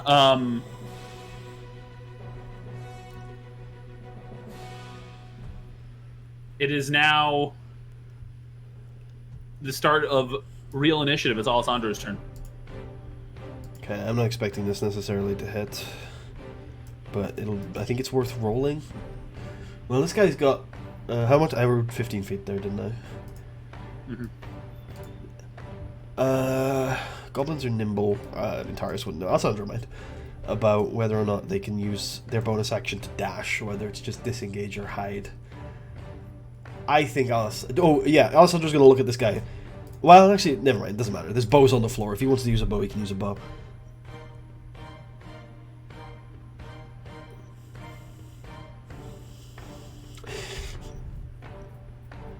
What's Alessandro's AC? 15. Okay. Alessandro's gonna shoot. He's gonna shoot. Fuck it. Probably against, I think, 18. I'm gonna guess 18 AC with the half cover. 24 for 8 piercing. He hits. The arrow goes right into the goblin's eye and he falls down dead. See, I told you you would finish them off for me, Alessandro. Oh, that's very good. You could tell that goblin, as soon as he noticed that both of his friends were instantly killed, he was just gonna. He looked like he was just gonna run. I'm glad I did that then. He looked like he looked like he was just gonna book it and perhaps raise the alarm. Okay, I'm very glad that we killed him then. Because he's like, I'm not gonna just charge into the death. Yeah. Didn't matter though. Didn't matter. Ragni's like, well, I'm glad you didn't hit me. Anyway. Let me come back over and climbs over the barrier.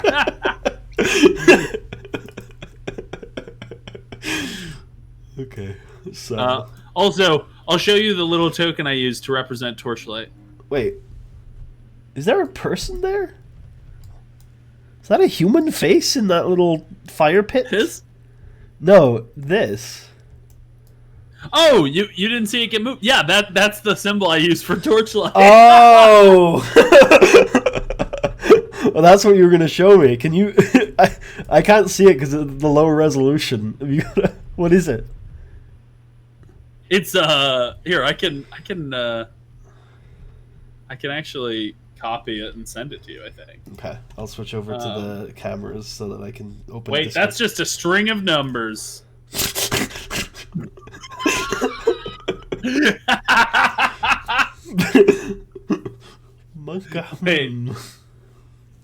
Wait, let me just... I have the file on my computer. I can send it there. This is so fucking weird. Very curious what this is, aren't you? Say it. At least you seem so.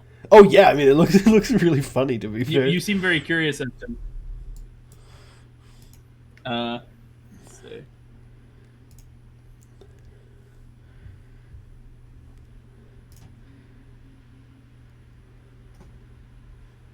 There you go. Cool. Let's have a look. I swear I recognize that person, but I can't put my finger on it.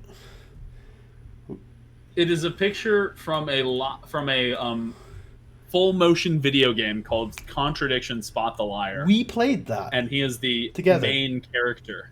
We played that together. Yeah.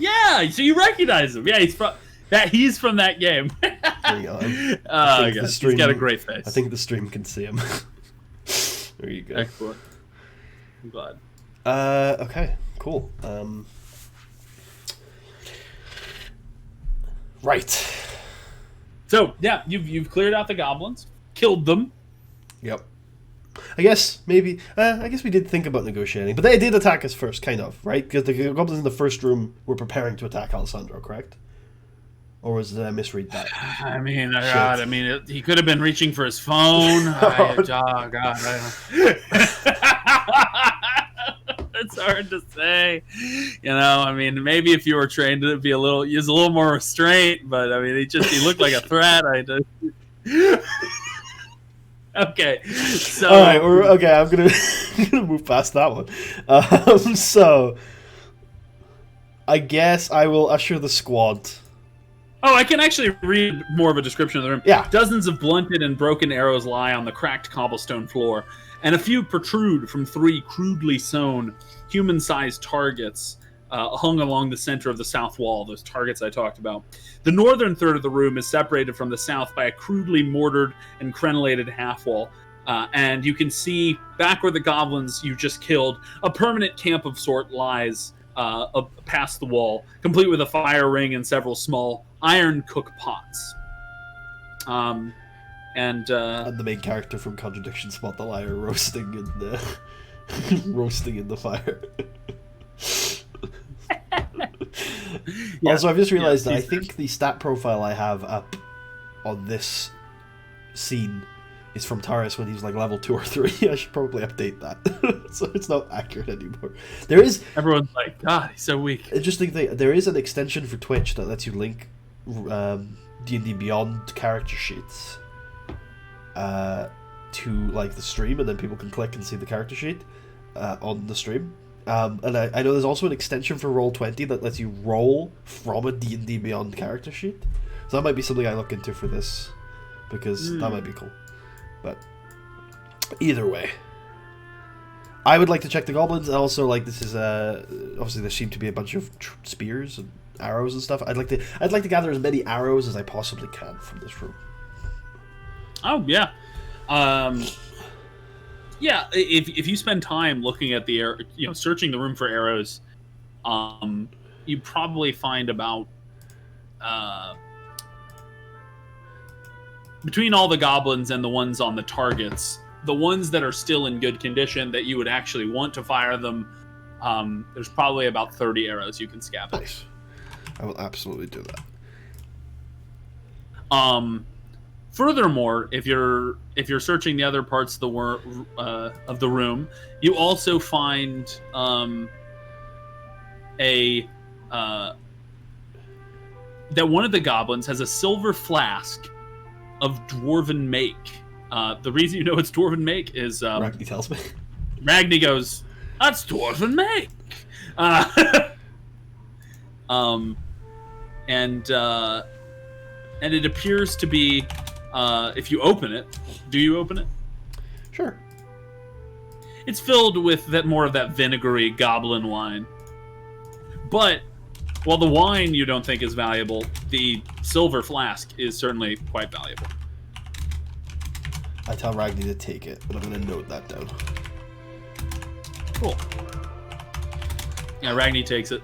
So how long... He takes a sip of the goblin wine and he goes, "Oh, foul!" How long did it take me to search through the room? Oh yeah. Are you asking how long it's been up until now? No, up until now? I will ask that in a second, but for now I'm just wondering since the combat finished.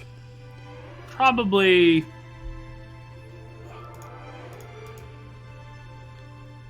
to pick up all the arrows and stuff and then search the bodies. Probably took you about 10 minutes. Good. And then, yeah, how long has it been since we started today? So let's see. You went through that, through there. It's been a half an hour, including the time you just spent cleaning. So.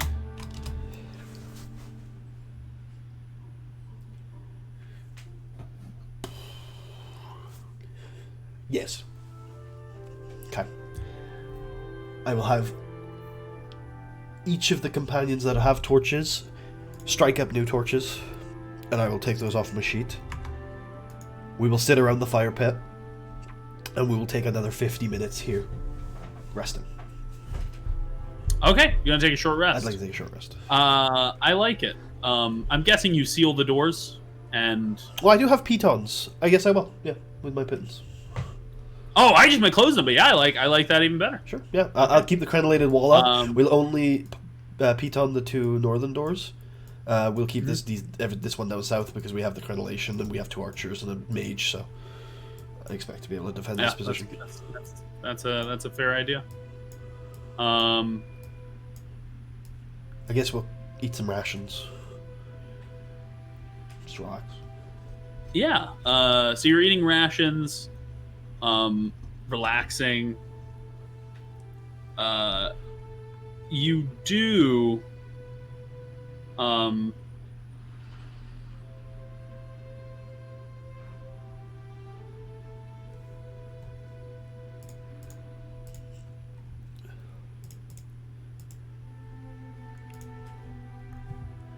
You do hear what you think to be voices coming from behind this door occasionally. Okay. During this short rest, I'll also ask Alessandro where the tracks lead. The tracks, he will say, lead through this door. Gotcha.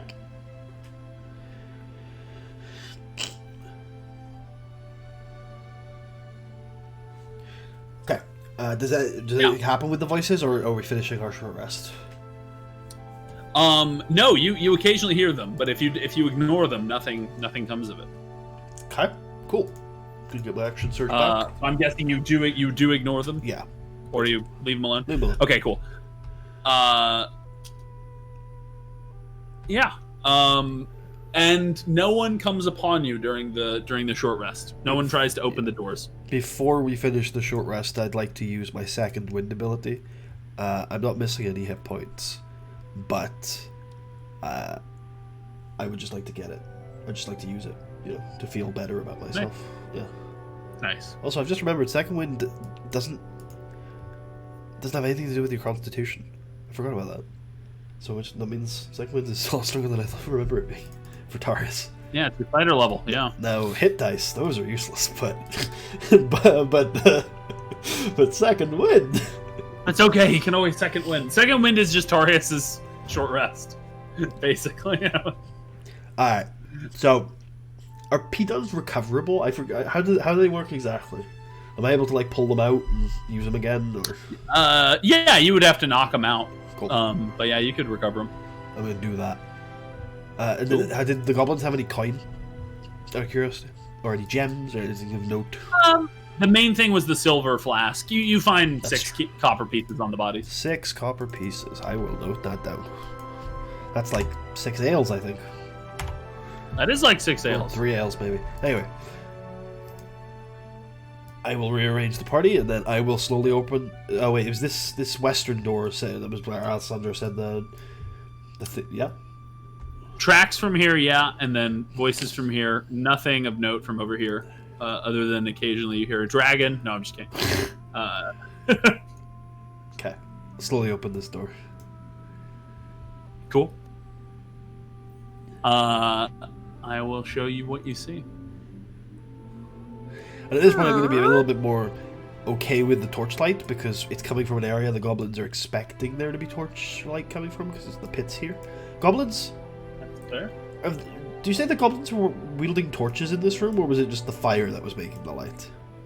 It's the fire, the campfire. Okay, I haven't seen the goblins using any torches.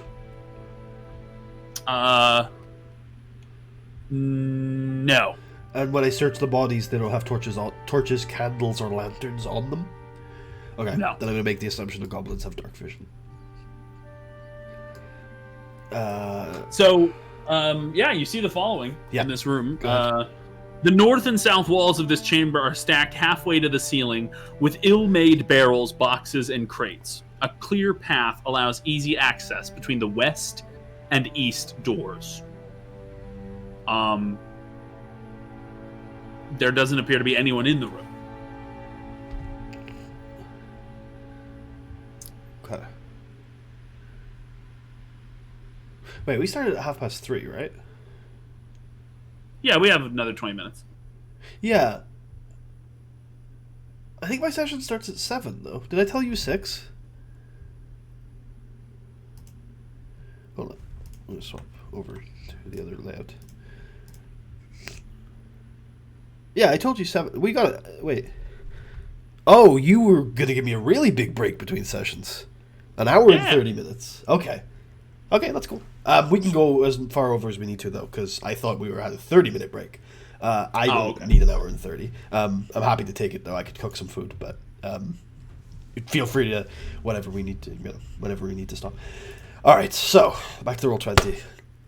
I completely took me out of it because I was looking at the time and I was like, wait, it's ages until my session. And I was like, oh yeah. Sorry. So this is a room filled with barrels and crates. There's a path between the two, the east and the west doors. Is there any obvious things that are in these crates? Obviously, I'm gonna make it this. Oh, cute. Oh, hello. That cat's gotten a lot bigger in the last few weeks, hasn't it? Yeah, he has. Yeah, I mean, we got him when he was 3 months old, and now he's getting on 5 months old. So he's gotten bigger. A few years ago, I had a cat that had babies, so I saw some cats growing up. The most cursed litter of all time. Within 3 years, all 4 of them, I think, were dead. It was. I think we talked about this. Yes, the cat slaughter. Yeah. Yeah. And they all were pretty. Aside from the 2 that we kept, they all went to different homes. They all have very different paths in life, and they all still ended up within 3 years. She was really small too. Within 3 weeks, the kittens were older than her. No, it probably wasn't 3 weeks. Not older, but bigger. It wasn't. But very quickly, the kittens got a lot bigger than she was. Because she was a very small cat. Probably was too small to have a litter that big. That's sad. Yeah. Anyway, that's rough. She's still alive, I think. But nice. Kittens are not. Old cats are resilient. Yes. Once a cat gets to 2 years old, it'll live forever. Yeah, I have. Yeah, it's true. There's a cat that my family have had for a very long time now. It'll live so long that you'll be long gone. You'll have forgotten it existed by the time it dies. Right. So. Yeah. Is there anything obvious? Do these crates look goblin made or human made? Is there any way to tell that obviously, or will I have to ask someone or do a little bit of investigation, or does it look? Is it pretty obvious that these are human crates or crudely made? The crates are a mixture of crudely made ones and human-made ones. What about the barrels? I'm more interested in the barrels, so I'm wondering if this is where the goblin wine is kept.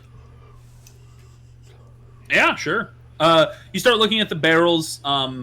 There's a mixture. Some of the barrels appear to have no labels, but if you get near them, you can kind of smell this sort of vinegary, smell that you think is probably that wine. Okay. And you see bottles of what appear to be oil, if you're interested in it. Does Kristen seem to be interested in it? I'm going to have everyone move into the room slowly. Yeah. I mean, Kristen says, oil's always useful for lighting fires or lanterns or things like that. Okay.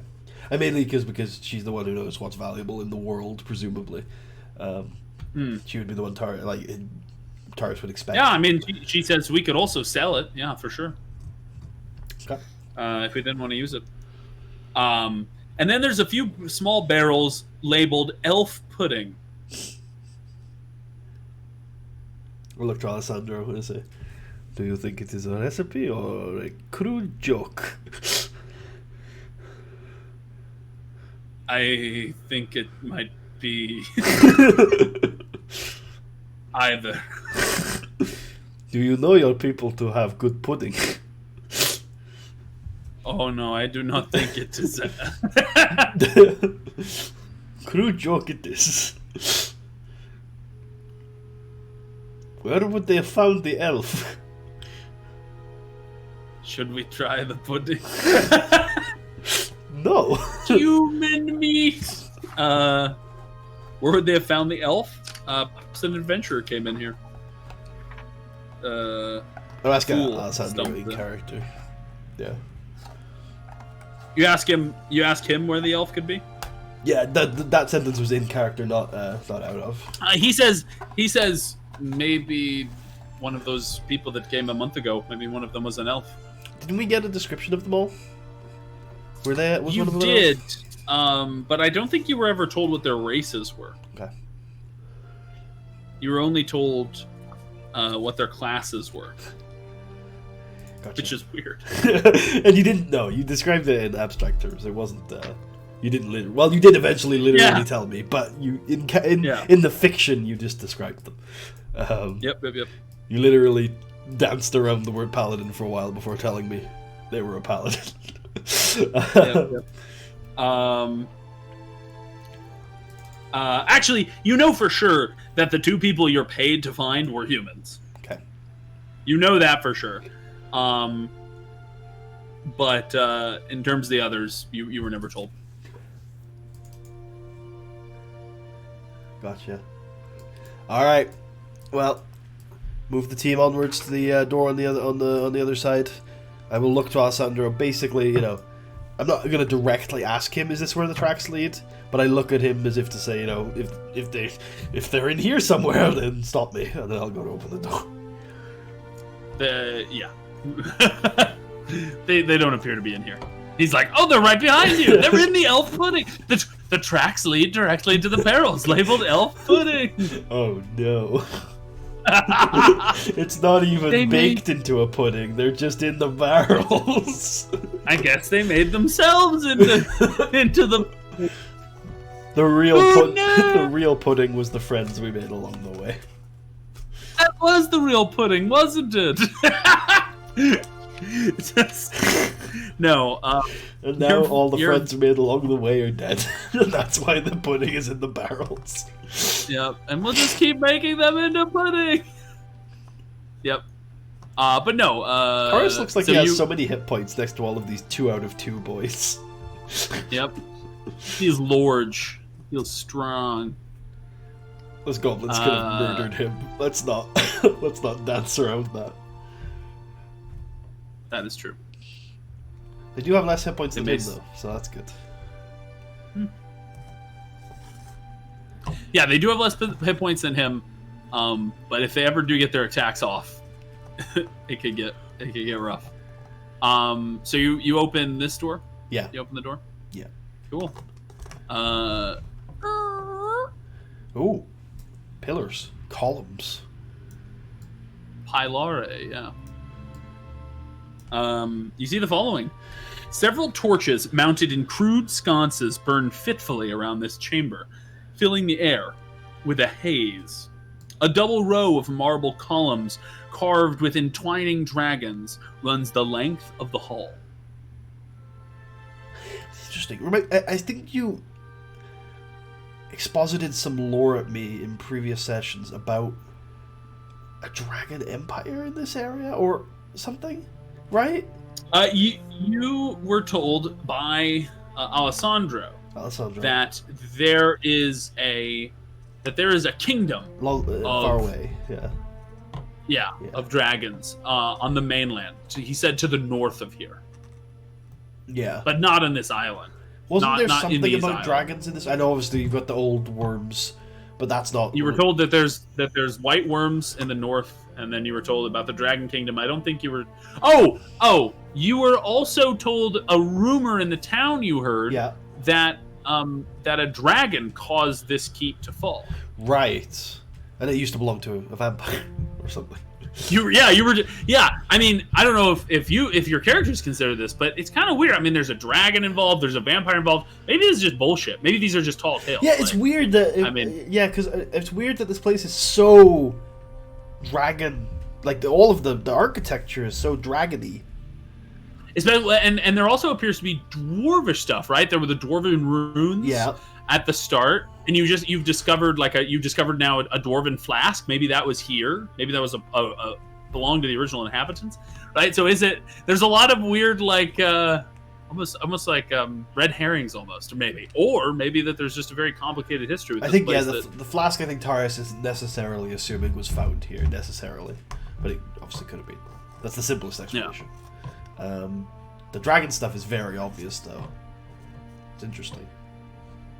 Either way.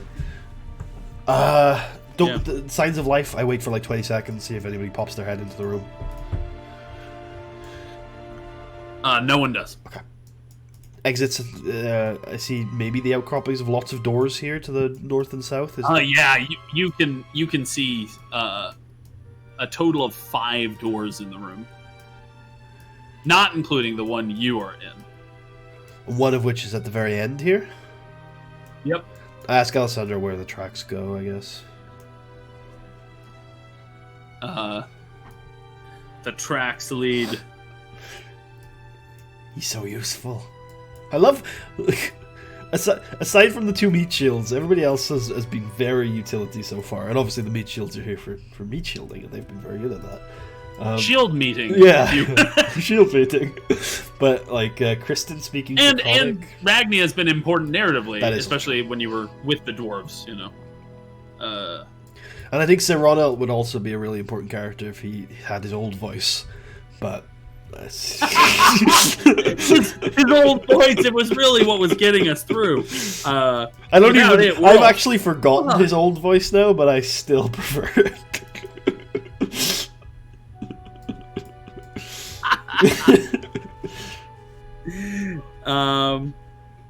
Is there anybody else in the company that could be a meat shield? I think it's just these 2 mainly. In terms of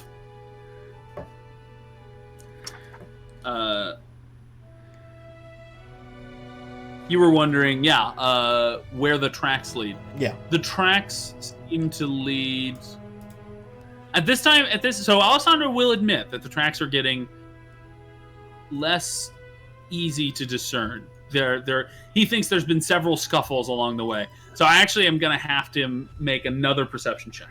Can he use survival this time? Because he's now starting to track. He could use survival instead, yeah. Yeah. I don't know which one's better, but it seems more like a survival thing. He is better at survival. Oh no, it's exactly the same. 22. Okay, he begins to walk around the room slowly, quietly, and he says he actually thinks that the tracks have led from this room lead to multiple rooms. Okay. He thinks that the tracks lead to this door. And I didn't see that first ping. Oh, sorry. Because I'm not okay here. It leads to this door. Some of the tracks, and then some of the tracks also lead to this one. And he says he's not sure what order, like they went in first or second, because they double back at least once. Okay. Do you think they're... Oh, ask him... So you think they're the same... You think they have the same tracks, then? That they went to both of these locations rather than being split? Mm-hmm. He says it is getting very hard to tell. There are also many recent tracks of other humanoids, I presume goblins. Alright, we're going to start with the northern door, then. I move the crew into a position that Tarius, will open it slowly. Cool. Creak.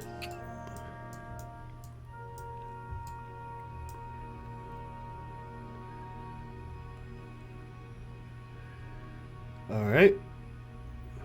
You see basically a little hallway that opens up into a larger one.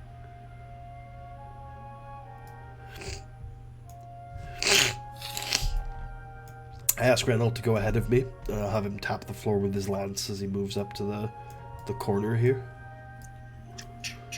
Yep, nothing seems to happen. Alright, then I'll move him back and I'll move up to the corner and peek around it. I assume there's no light, so I won't be able to see anything. Is that true? Or is there a light I can see around the corner? There is no light in this hallway. I listen for movement. Roll a perception check.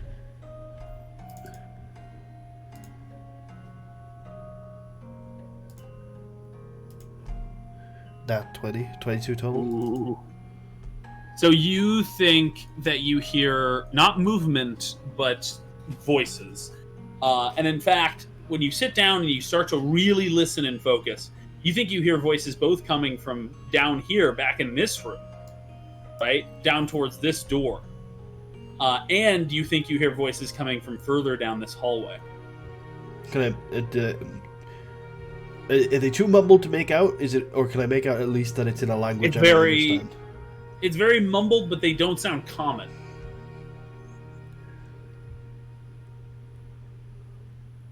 And you said they're not moving. They seem to be stationary voices. Yeah, not moving. I mean, yeah, not moving a lot, at least. Alright, I have Ragni come behind me. I'll move around the corner slightly. And then I'll have Ragni move around the corner with the torch. Alright. So I see more of a corridor. And I see this way leading back into the room. Right? Yep. It's a trick. It's a trick. Too late, you click. My turn now. Alright. I motion for Alessandro and Reynolds to move to that western door. Okay. And then Crystal will have to follow them because she's got the torch. Cool. You order Serenal to open, breach clear? No, I think me and Ragni will continue flanking first, and we can see if there is maybe some sort of pincer to be done. Flanking maneuver, yeah. Yeah. Sure. So I guess I'll move our tokens, and if I see something untoward, or you can tell me to move slower if there's a trap in this hallway somewhere, and you need to know exactly where I am. But otherwise, I will come to this door. And nice. Okay. And there's hundreds of traps. There is no escaping them. And you also see a door here, just so you know. Yeah. It must be a tower or a battlement of some sort. I can see the curve. You think? Yeah, it might be. Yeah. I think your character would also be aware of that the curve is interestingly signifies. I still haven't come across the window, right, that I shot into.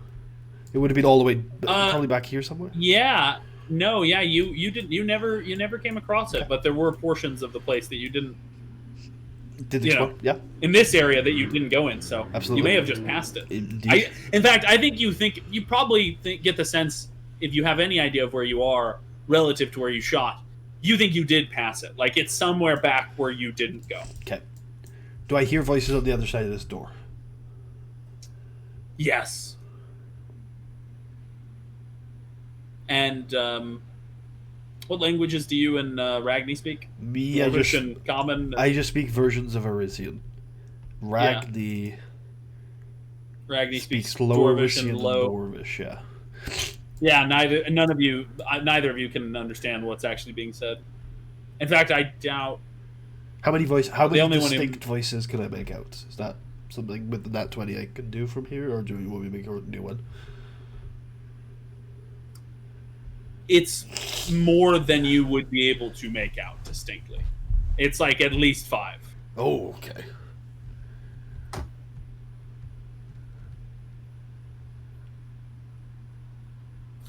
Do I think that the voices I hear down here were the same ones? Do I think this might be one big room?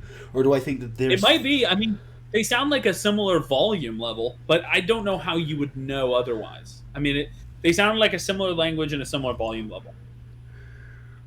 I want to do something I shouldn't do because there's no way I'd be able to communicate with the southern group, so I'm not going to do that. Breach!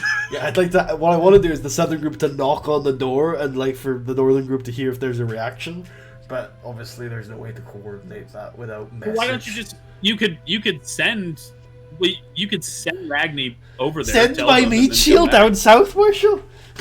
It's fine. I'll have Kristen cast sending or message. She can cast message, right? How would you get Kristen to send message if Kristen's with him? Well, Kristen would just do it on her own volition. This is the flaw. Because she's clever, right? That doesn't make any sense. Clever girl.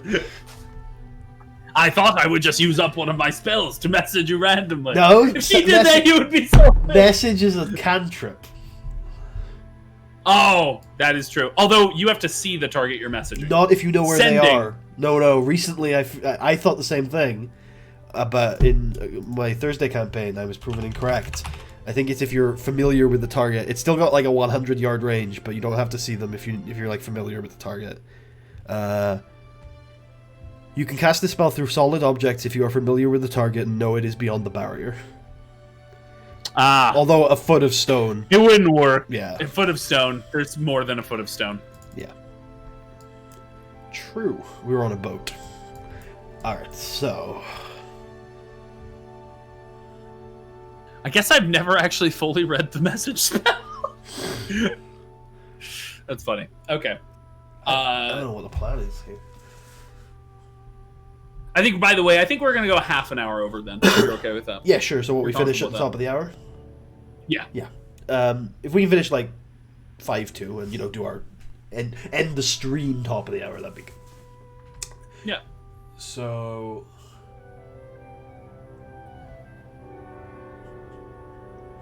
Just trying to... Because 5 people, I don't know if Tarius wants to deal with that. Or more, even. Because you said, I can't tell for sure. So it's at least 5. Yeah, it's so many that making out distinct voices, especially when you can't speak the language, is very difficult. Got it. All right. It's kind of like when you're in a room with a ton of people talking, it becomes a kind of a clamor after a while where you can't really... Tarius is a military mind. He's going to come around here, open the door, and usher Alessandro towards him. I assume I can do that pretty quietly, right? So Tarius comes down to here, gets Alessandro to move up here with the northern group. And then whispers to Kristen and Renault to just block a retreat. To don't push or pincer at all. Just be here as a backstop. Alessandro is going to come up here north. Me and Alessandro are here in the corridor, ready for... Actually, I think I want to be further back. We have longbows. We have a lot of range. So we're going to be as far back as possible in this corridor. And I'm going to give a nod to Ragni, who will slowly open the door. Okay.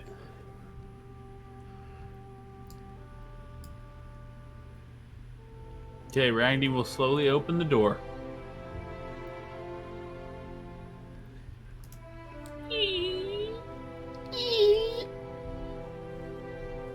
Uh-oh.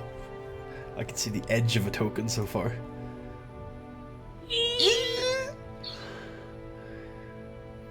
Oh, no, that's not slow at all! That's not slow at all!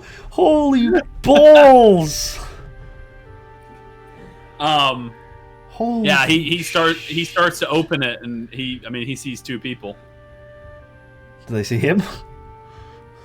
Yeah. Should we roll initiative? Yes. This is one of those moments where everyone's just kind of like, like, oh, hello? Hello? It's me. Oh God. Here we go. Oh, I don't like that I've This is... never seen that goblin before, although... By the way, wait, just... I don't mind doing this, but I'm interested, you as a player, how do you feel about ending mid-combat? Because if we end at the top of the hour, there's a chance we might end mid-combat. If you don't like that, I would say we should just close the session off here. I'm fine with it personally, but some players don't like it. I think I'm fine with it as long as you're like on the ball and you know exactly where we are when we come back next week, I guess. Yeah, we should know. The initiative order should remember, so... Yeah, yeah, it'll be... So yeah, I don't like that I've never seen these goblin pictures before. Because it makes me scared of them. However, I do use the encounter builder tool on D&D Beyond a lot. And I have seen that from Tales of the Yawning Portal, I think there's a goblin commoner block, so maybe they're not scary, or maybe they are scary, I don't know. We'll have to find out. Oh, the combat music stopped for me. Oh, what the fuck? Who sabotaged it? Was it you, Goblin? Is it? Oh no, you've given me a hint, it's a goblin saboteur. Yes, they're masters of sabotage. Oh no. They most chiefly target music. They hate the merriment of the land folk. I don't blame them. Does Ralton have enough time before combat starts to shout back at us? There's a fuck ton of them. There's a shit ton. Huh? I'm having trouble playing any music of any kind. This disturbs me. I got it. I got some music. Oh, it's gone. For a second, you had it? Yeah. Here, I'll try refreshing real quick. That might help. Anyway, but in the meantime, while I get that sorted, so... did you roll initiative? Yeah, everyone's got new initiative rolls.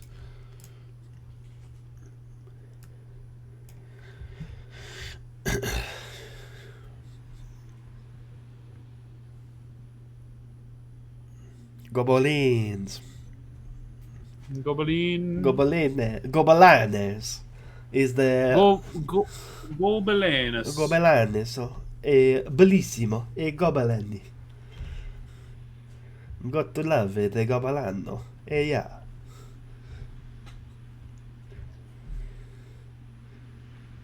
A gubino. Yeah. Italiano speaker with the mouth. Occasionally. This is very offensive. Anyway, very much. Okay, so.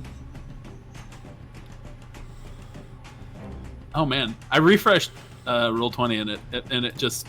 I got the music. Yeah. Oh, music. Yes. Yeah, okay, it works. Yeah. Okay. So, for a second the map wasn't broken, and then it broke again. Okay, so have you rolled initiative for all of your boys? Yes. Okay. Then that just leaves you. My people. Yes. Yeah. Mine. You are one with the goblins.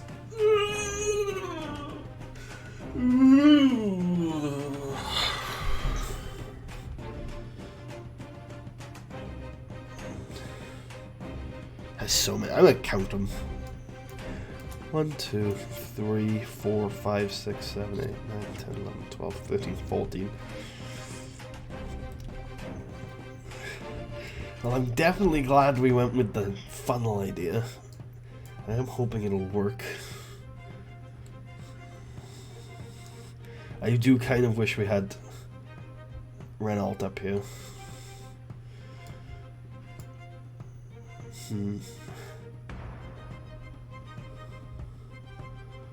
Oh, nice! You put Goblin Commoners directly into the turn order.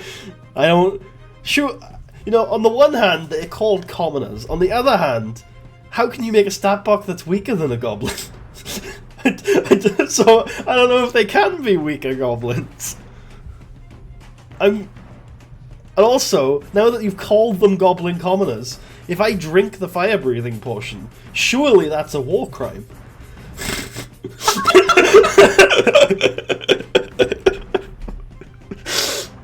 Alright. Tarius is going to ready an action that if he sees a goblin, he may shoot at it. Yeah. Depends. He sees dozens. I don't think Tarius does. Where's Tarius? Back here. Oh, never mind. He sees nothing. He sees nothing. Ragni has shouted there's shit tons of them. But Tarius. There's shit tons! Okay, yeah. So Ragni's just going to be a brick house. Because she's a brick. Tarius will also whisper his plan to Alessandro. Okay. And that'll be the end of his turn. Yeah, cool. It is now Alessandro's turn. Alessandro just, I'm guessing, does this as well? Does this ready Alessandro is going to carry out Tarius's plan. How far can you hear a whisper? I mean, I would assume if it's a whisper that you don't want other people to hear, probably 5 feet away. Would you let me roll a stealth check to whisper a longer distance? So you wanna whisper something loud enough for who to hear? Kristen. It'll be... Hold on, let me move his 15 feet. Hey, Kristen! It's screaming. 20 feet is how far I'd like to whisper. And you don't, I'm guessing, want to hear the goblins over around this corner to hear. Yeah, and Alessandro, to be clear, will be here when he whispers that. So there will be quite a bit of stone in between. Okay, cool. I will have him make a... Yeah, this is an interesting one. Okay. And this is part... Is this going to be an action, or will it just be a part of him speaking? Because I would still like him to have an action. And it'll change my decision if he has to use an action. You can just make this part of him speaking. That's fine. But I do think that what we're going to do is, instead of stealth... Yeah? We are going to have him make a... actually an intelligence check. Okay? If he is... and the intelligence check will be a DC 10. So if he's below a 10, he won't... Kristen won't be able to hear him. Can I argue that there should actually be a charisma check to manipulate your voice if you're going to use something other than stealth? Yeah, charisma would be fine. Yeah. Okay. So he's gonna. To me, it doesn't. The main point is, under a DC 10, Kristen can't hear him. But if it's under a DC 7, then actually Kristen can hear him and everyone can hear him. He's too loud at that point. Okay.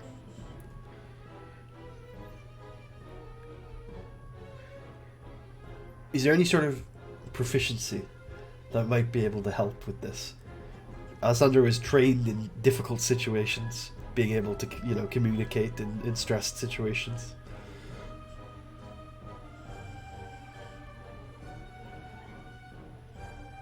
Nah. Okay.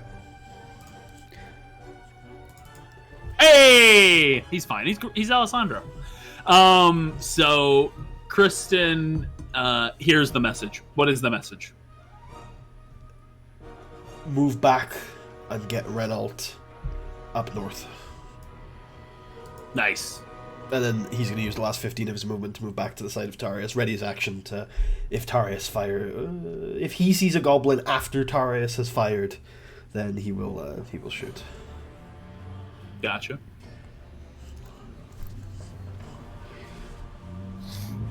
Goblinis, babavana. Oh, Balono! Oh, my mama. Like Mama used to make it, the elven pudding. Oh my god. Like Mama used to make it, the elven pudding! Oh, sweet goodness, that is funny. So, Ragni sees as, this goblin is going to move up to Ragni. Okay. This one right here. Yeah. And he is going to strike the heart of a goblin. The heart of a goblin. With the heart of a goblin. With the shield of an amazing... Anyway.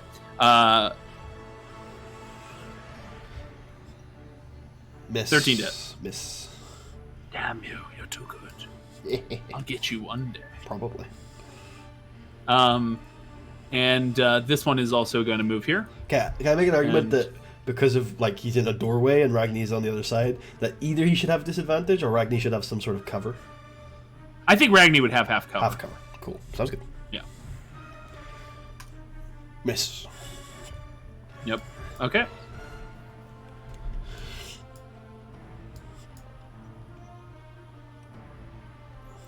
Speedy. That one's going to attack through that part of the doorway. That will hit. 22. That will hit, even with cover. Okay. There we go. I think that will be fine. I don't know what the DC was, but I'm sure he survives. Yeah, he's fine. He'll make it. So it is.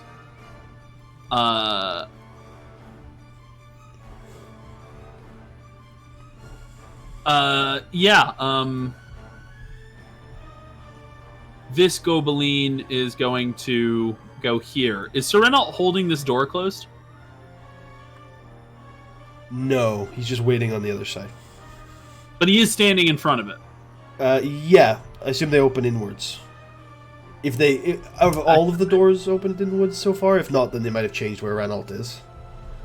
Yeah, it probably opens inwards. Yeah, okay, then Ranalt's So yeah, he opened inwards as in away from Renal. Yes. That's what you're asking? Yeah. So the Goblin will open the door. The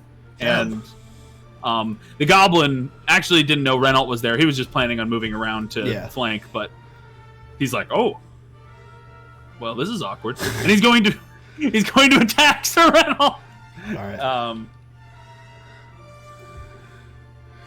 10 to hit. That will miss. Okay. Damn. And damn. And it's now Ragni's turn. Stop it. Get some help. Okay. Ragni is going to... Actually, I need to read something real quick. A quick rules refresh. Yeah, alright. Ragni is going to attempt to grapple this goblin. The goblin has to make an athletics or acrobatics check, DC 19. Not DC 19. I can't remember what happens if it's a tie, but whatever. Roll it and we'll see. We'll see. We'll all see. He fails. Cool. He's grappled. He's been grappled. Ragni will then drag him here, taking 2 attacks of opportunity. Okay. So, yeah, they'll still have the half cover though. That will hit with half cover just. Was Make that a con save? Was that 9? That 9 was the other attack, right? Yeah. Okay. Yeah. All right, he's fine. So the goblin will move 1 square north as well, right? Mm-hmm. Okay, that triggers Tarius' reaction. Do you mind moving the goblin? Thank you. 26. Hits. 11. Killed. All right. Ragni will move here and end his turn. Do you mind putting a light source in this room? Because Kristen does have a torch, but it's not working. Sure, I'll try. The last time I put I'll put a light source on this goblin commoner. If it doesn't work, we can alternative try copying and pasting Ragni. That might work. Did that work?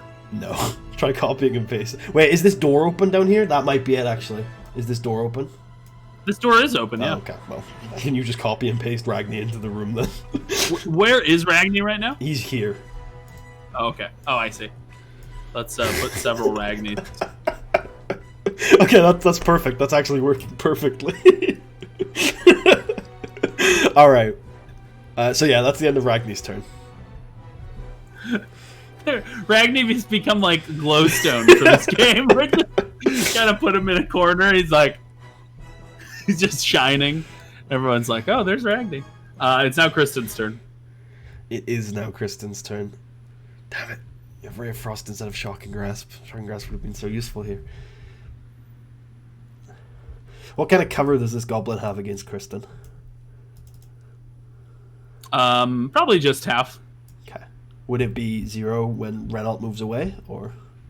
Yeah, probably. All right. Kristen will ready an action to attack this goblin after Ralton's turn is finished. Cool. Oh, it doesn't matter. Kristen auto hits anyway. I'm being really stupid. If you'd like, you could just take him back. Sure. I mean, it doesn't matter at the end of the day, but I'll just fake the attack. So she deals 7 cold. Ooh, 7! Is that? I think that's enough, right? Kills the goblin. Hey! There's also the music stopped for me. It did? Yeah. Oh, that's weird.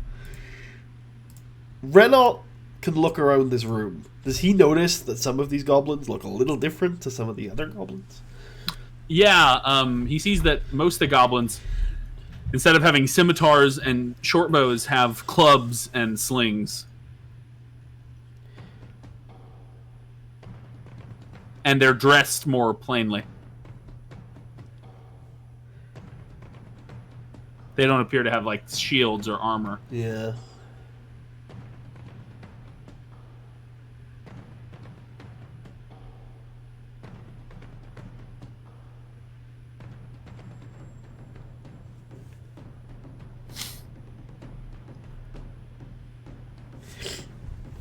So Renault goes in and strangles them all. Renault moves to here. And auto hits against this goblin. Cool. Charging, I like to think, heroically with his lance. Which goblin? This one or the fighting goblin, the non-combat? Okay, cool, yeah. For 5. 5? That is Renault! You rolled a 2 on a d12? Damn it. Alright. Well, he spears him non-lethally. And then turns to the commoners and says, "Surrender now and we will let you live." No, and have him make a quick yeah. Have him make a quick insight check as a free action.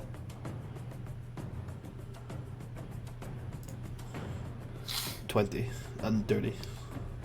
He can tell that the soldiers that are still alive look at that with sort of disdain. He was definitely like, not aiming. Yeah, he was not aiming it at them for sure.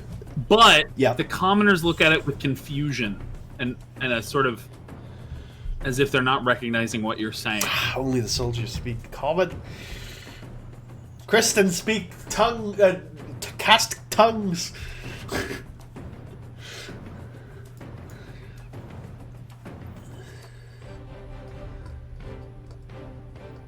I don't know if Redmoore is smart enough to be able to communicate non-verbally. I don't think so.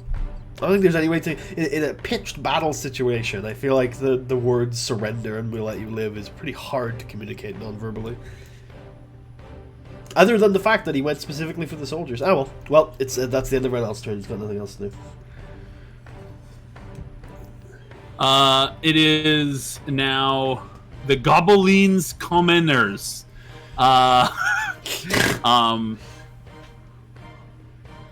This goblin here is gonna be like, dwarf! No, anyway. Let me put the dwarf back. This goblin here you see goes over to this door, opens it as an action. Uh-oh. Okay, cool.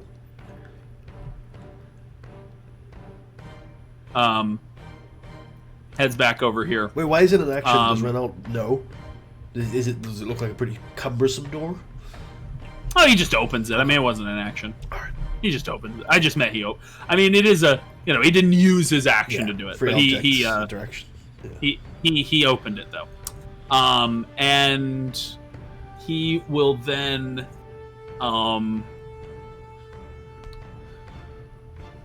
I guess he'll actually he will use his other action to dash. In through here. Okay. And he'll stop there. This one will also go through here following him and will open this door. And they'll shout some things inside. All right. The scope is increasing. And then we're going to have the commoners. This commoner is going to attack Serenal. Ooh, you should not have done that.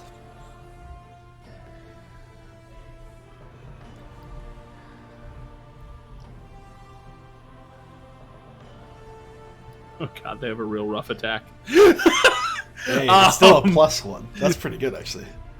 That'll and this one will also attack him. He just completely... He's slipping in the muck, falling. It's embarrassing. This guy will attack him.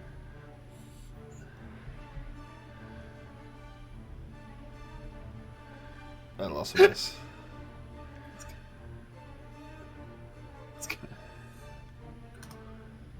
We'll attack him. That'll also miss. Attack him. they're just getting around, just trying to bash him with their clubs, but they just can't seem to hack it. And then I'm trying to see. I think this guy's going to move here, and he is going to shoot, throw a sling at Kristen. How could he? That'll Nat 20! Hurt. So that definitely hits. The average damage for this hit is still pretty low. Was 11 beat? She passes. Okay. She passes. She doesn't take anything. And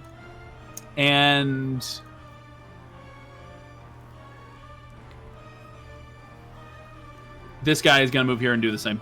Okay. 10 to hit. Miss Kristen, I think. Is she light armor? I think she's light armor. Yeah. Okay. Alright. I think that guy already moved. He was the one who opened the door. No, the one who opened the door actually went all the way in here because he dashed. Oh, yeah. He just used his action to dash. This guy is going to position himself here and use a ready action. And I think... yeah. Can you see anyone who I haven't moved yet? No, I don't think so. Okay, cool. That is the Goblinville Commonaires. It is now Tarius' turn. Tarius can hear a great kerfuffle coming from all sides. Clashing of swords, rocks being thrown, howling as goblins die.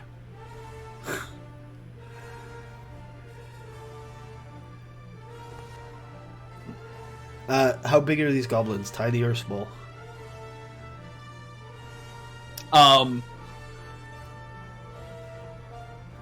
They are small. Also, they're getting ready to gang foul Serenal when they get him on the field. He has an AV9, but they can get a good injury on him. And if one of them gets a removal, I mean, it's a goblin commoner. It's not a big deal.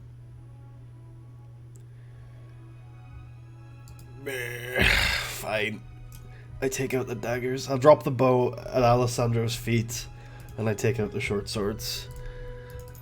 I attack the goblin. The soldier... no, he's already damaged. So I'll start with the soldier to my left here, with the main hand. Mm-hmm.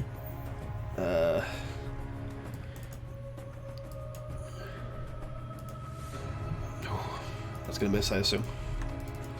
Yep. Okay. Bonus action attack to the one above Alessandro. Above Renault. 15? That hits. Alright, 4. That kills him. Tarius will reiterate, "We surrender and we let you live." But he doesn't know that they can't understand him. Then he will action search.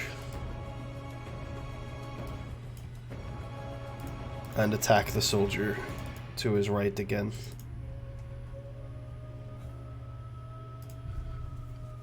For 10 damage. Okay, yeah. You kill him. Alright. That is Tarius' turn. Okay. And with that, we're going to end today's session. Actually, I wanted to end like 5 minutes ago, but then I forgot. So next time, we will be getting into a vicious beating, perhaps some sort of war crimes. War crimes will be committed, but it'll be okay. And I have to spend a week, or not a week. How does Tarius feel about this? Bad. I think I'm gonna have to spend from now until Saturday figuring out how the fuck to communicate surrender in non-verbal. To see if I was the one surrendering, it'd be easy. Just wave a white flag. Also, Ralton still has the banner of of everyone. By the way, he's got the banner and the lance. Nice. I don't know. I don't even know. I don't even know if they. You also got to keep in mind in terms of like the culture of fantasy worlds. Like humans are used to being offered quarter. Humans are used to like if they're losing a battle, they can hold up a white flag and their enemy will almost always say, "Okay, well, yeah." But goblins are used to being hunted and slaughtered, right? Yeah. So like they're not used to even being offered quarter. So that's something to consider. Like they wouldn't even think to pull out a white flag because they're like humans giving us a chance. I wonder if they'll start reacting to the fact that we've just spent 2 turns ignoring them even after Redmoore got attacked. Maybe they'll eventually. Yeah, that's fair. But now Tarius has put himself in harm's way because Redmoore was in danger, and he promised himself he wasn't going to let that happen again. But Redmoore the fool, charged into the room when Tarius explicitly told him to stay at the door. So Redmoore, too brave for his own good. Too brave for his own good. Hashtag too brave. Hashtag too brave. Hashtag pray for Redmoore. All right, give the session a name. You left us too soon. That was fun. That was really fun, by the way. I really enjoyed that session. Give it a name. Yep. Today will be named after the room in which you are now fighting in. Room number 40 of the Sunless Citadel. The episode is named Goblinville.